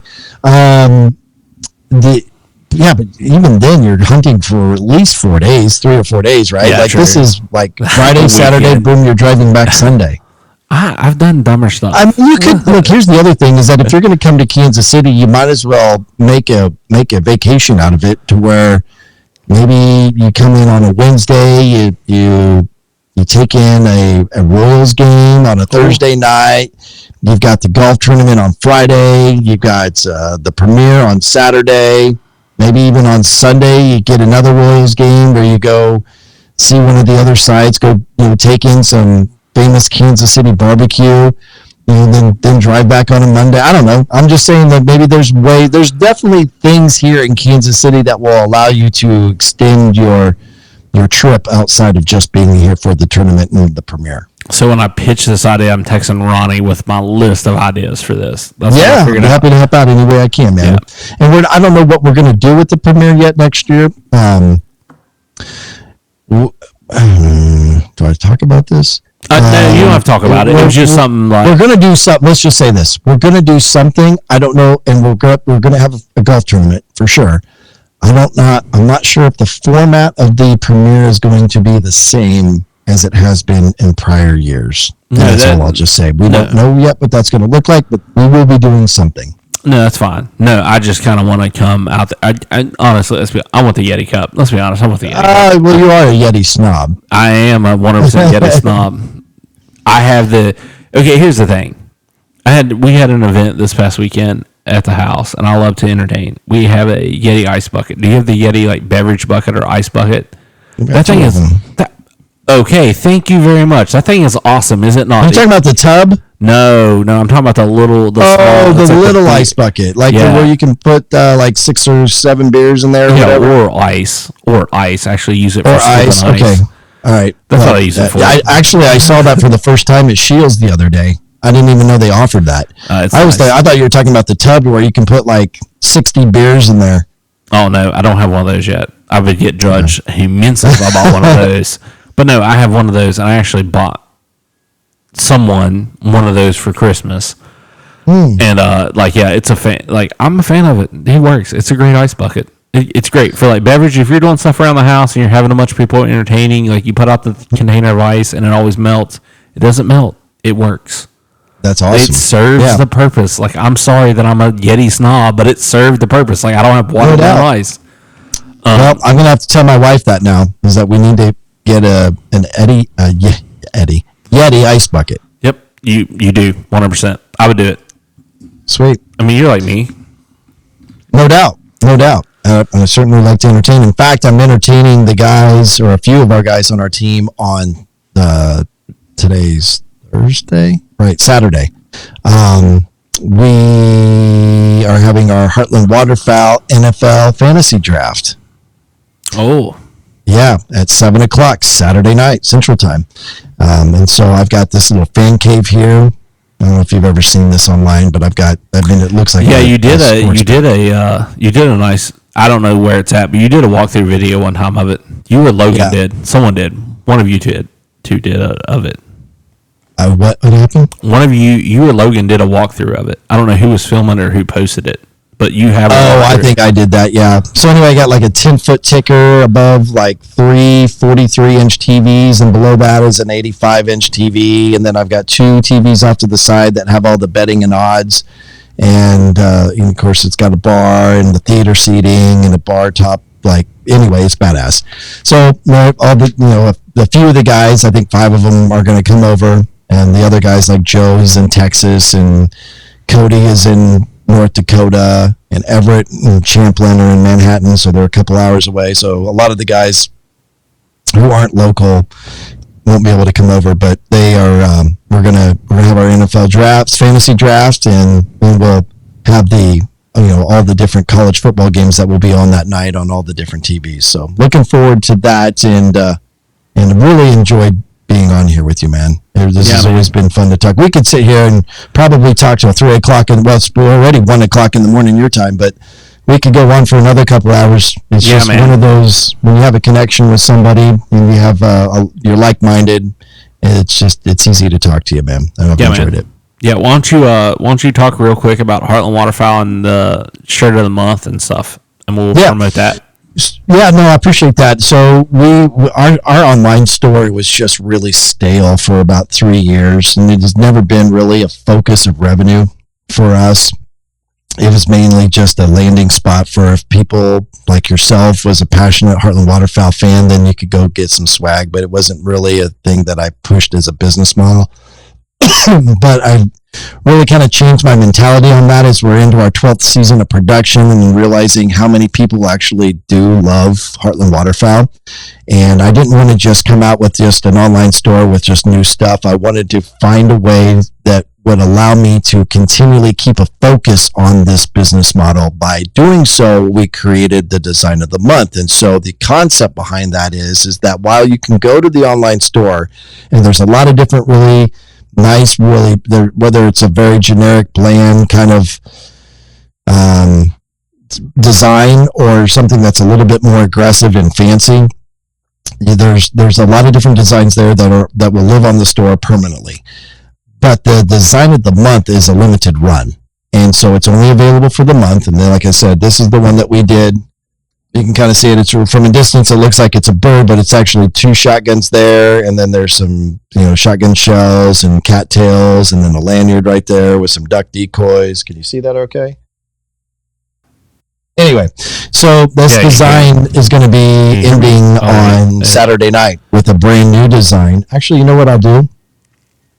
Yeah. I don't know if I can do this very well, but yeah, you're going to see it on your podcast first before anybody else. Yeah, actually, I knew it was a duck. I knew it was a duck, but I did not realize. So you just said that it was 2 dogs and like the shotgun shells and the lanyard and the cattails. Like, it's all the things that are integrated with Heartland or with waterfowl hunting that actually make it look like a bird. Yeah, the beak and the head is actually the lanyard. Yeah, Yeah, I actually just tried to move your mic strap. Yeah, you can see it really well. I'm trying to put my boobs in your screen here. Yeah, that's actually I didn't even notice that. That's so funny. But you guys dropped a new one on Sunday. Sunday, that's right. Yeah, new design's coming out on Sunday, and I'm trying to. So this is going to be what the new design of the month looks like, and I'm going to try to put this up to the monitor here. I'm going to say we're going to break life, liberty, and the pursuit of ducks. Oh, I like that. And the Statue of Liberty is holding up a strap of ducks, and is holding a shotgun. Oh, yeah. Okay. I've actually got it. Dude, when that drops on Sunday, I know what I'm doing Sunday in the blind. I mean, other than shooting geese, I'm going to show that to my buddy because I think that's right up his alley, actually. You can get that in a olive green color or I think it's called stone gray or some sort of gray color. But anyway, that's going to hopefully be available first thing on Sunday, and that will be the design of the month that lasts till the end of September. And then coming out in October, there will be another new design, and then another new design the following month after that. And so the idea behind that is that there's always a new, fresh design that's coming out every single month, but these really cool creative designs are only something that you can get for a limited time. So it hopefully will create a sense of urgency and keep the online store fresh where people will continually be coming back. And then, of course, that helps with the Google Analytics because more people are coming to your website, which all of that is valuable analytics that you give to your sponsors.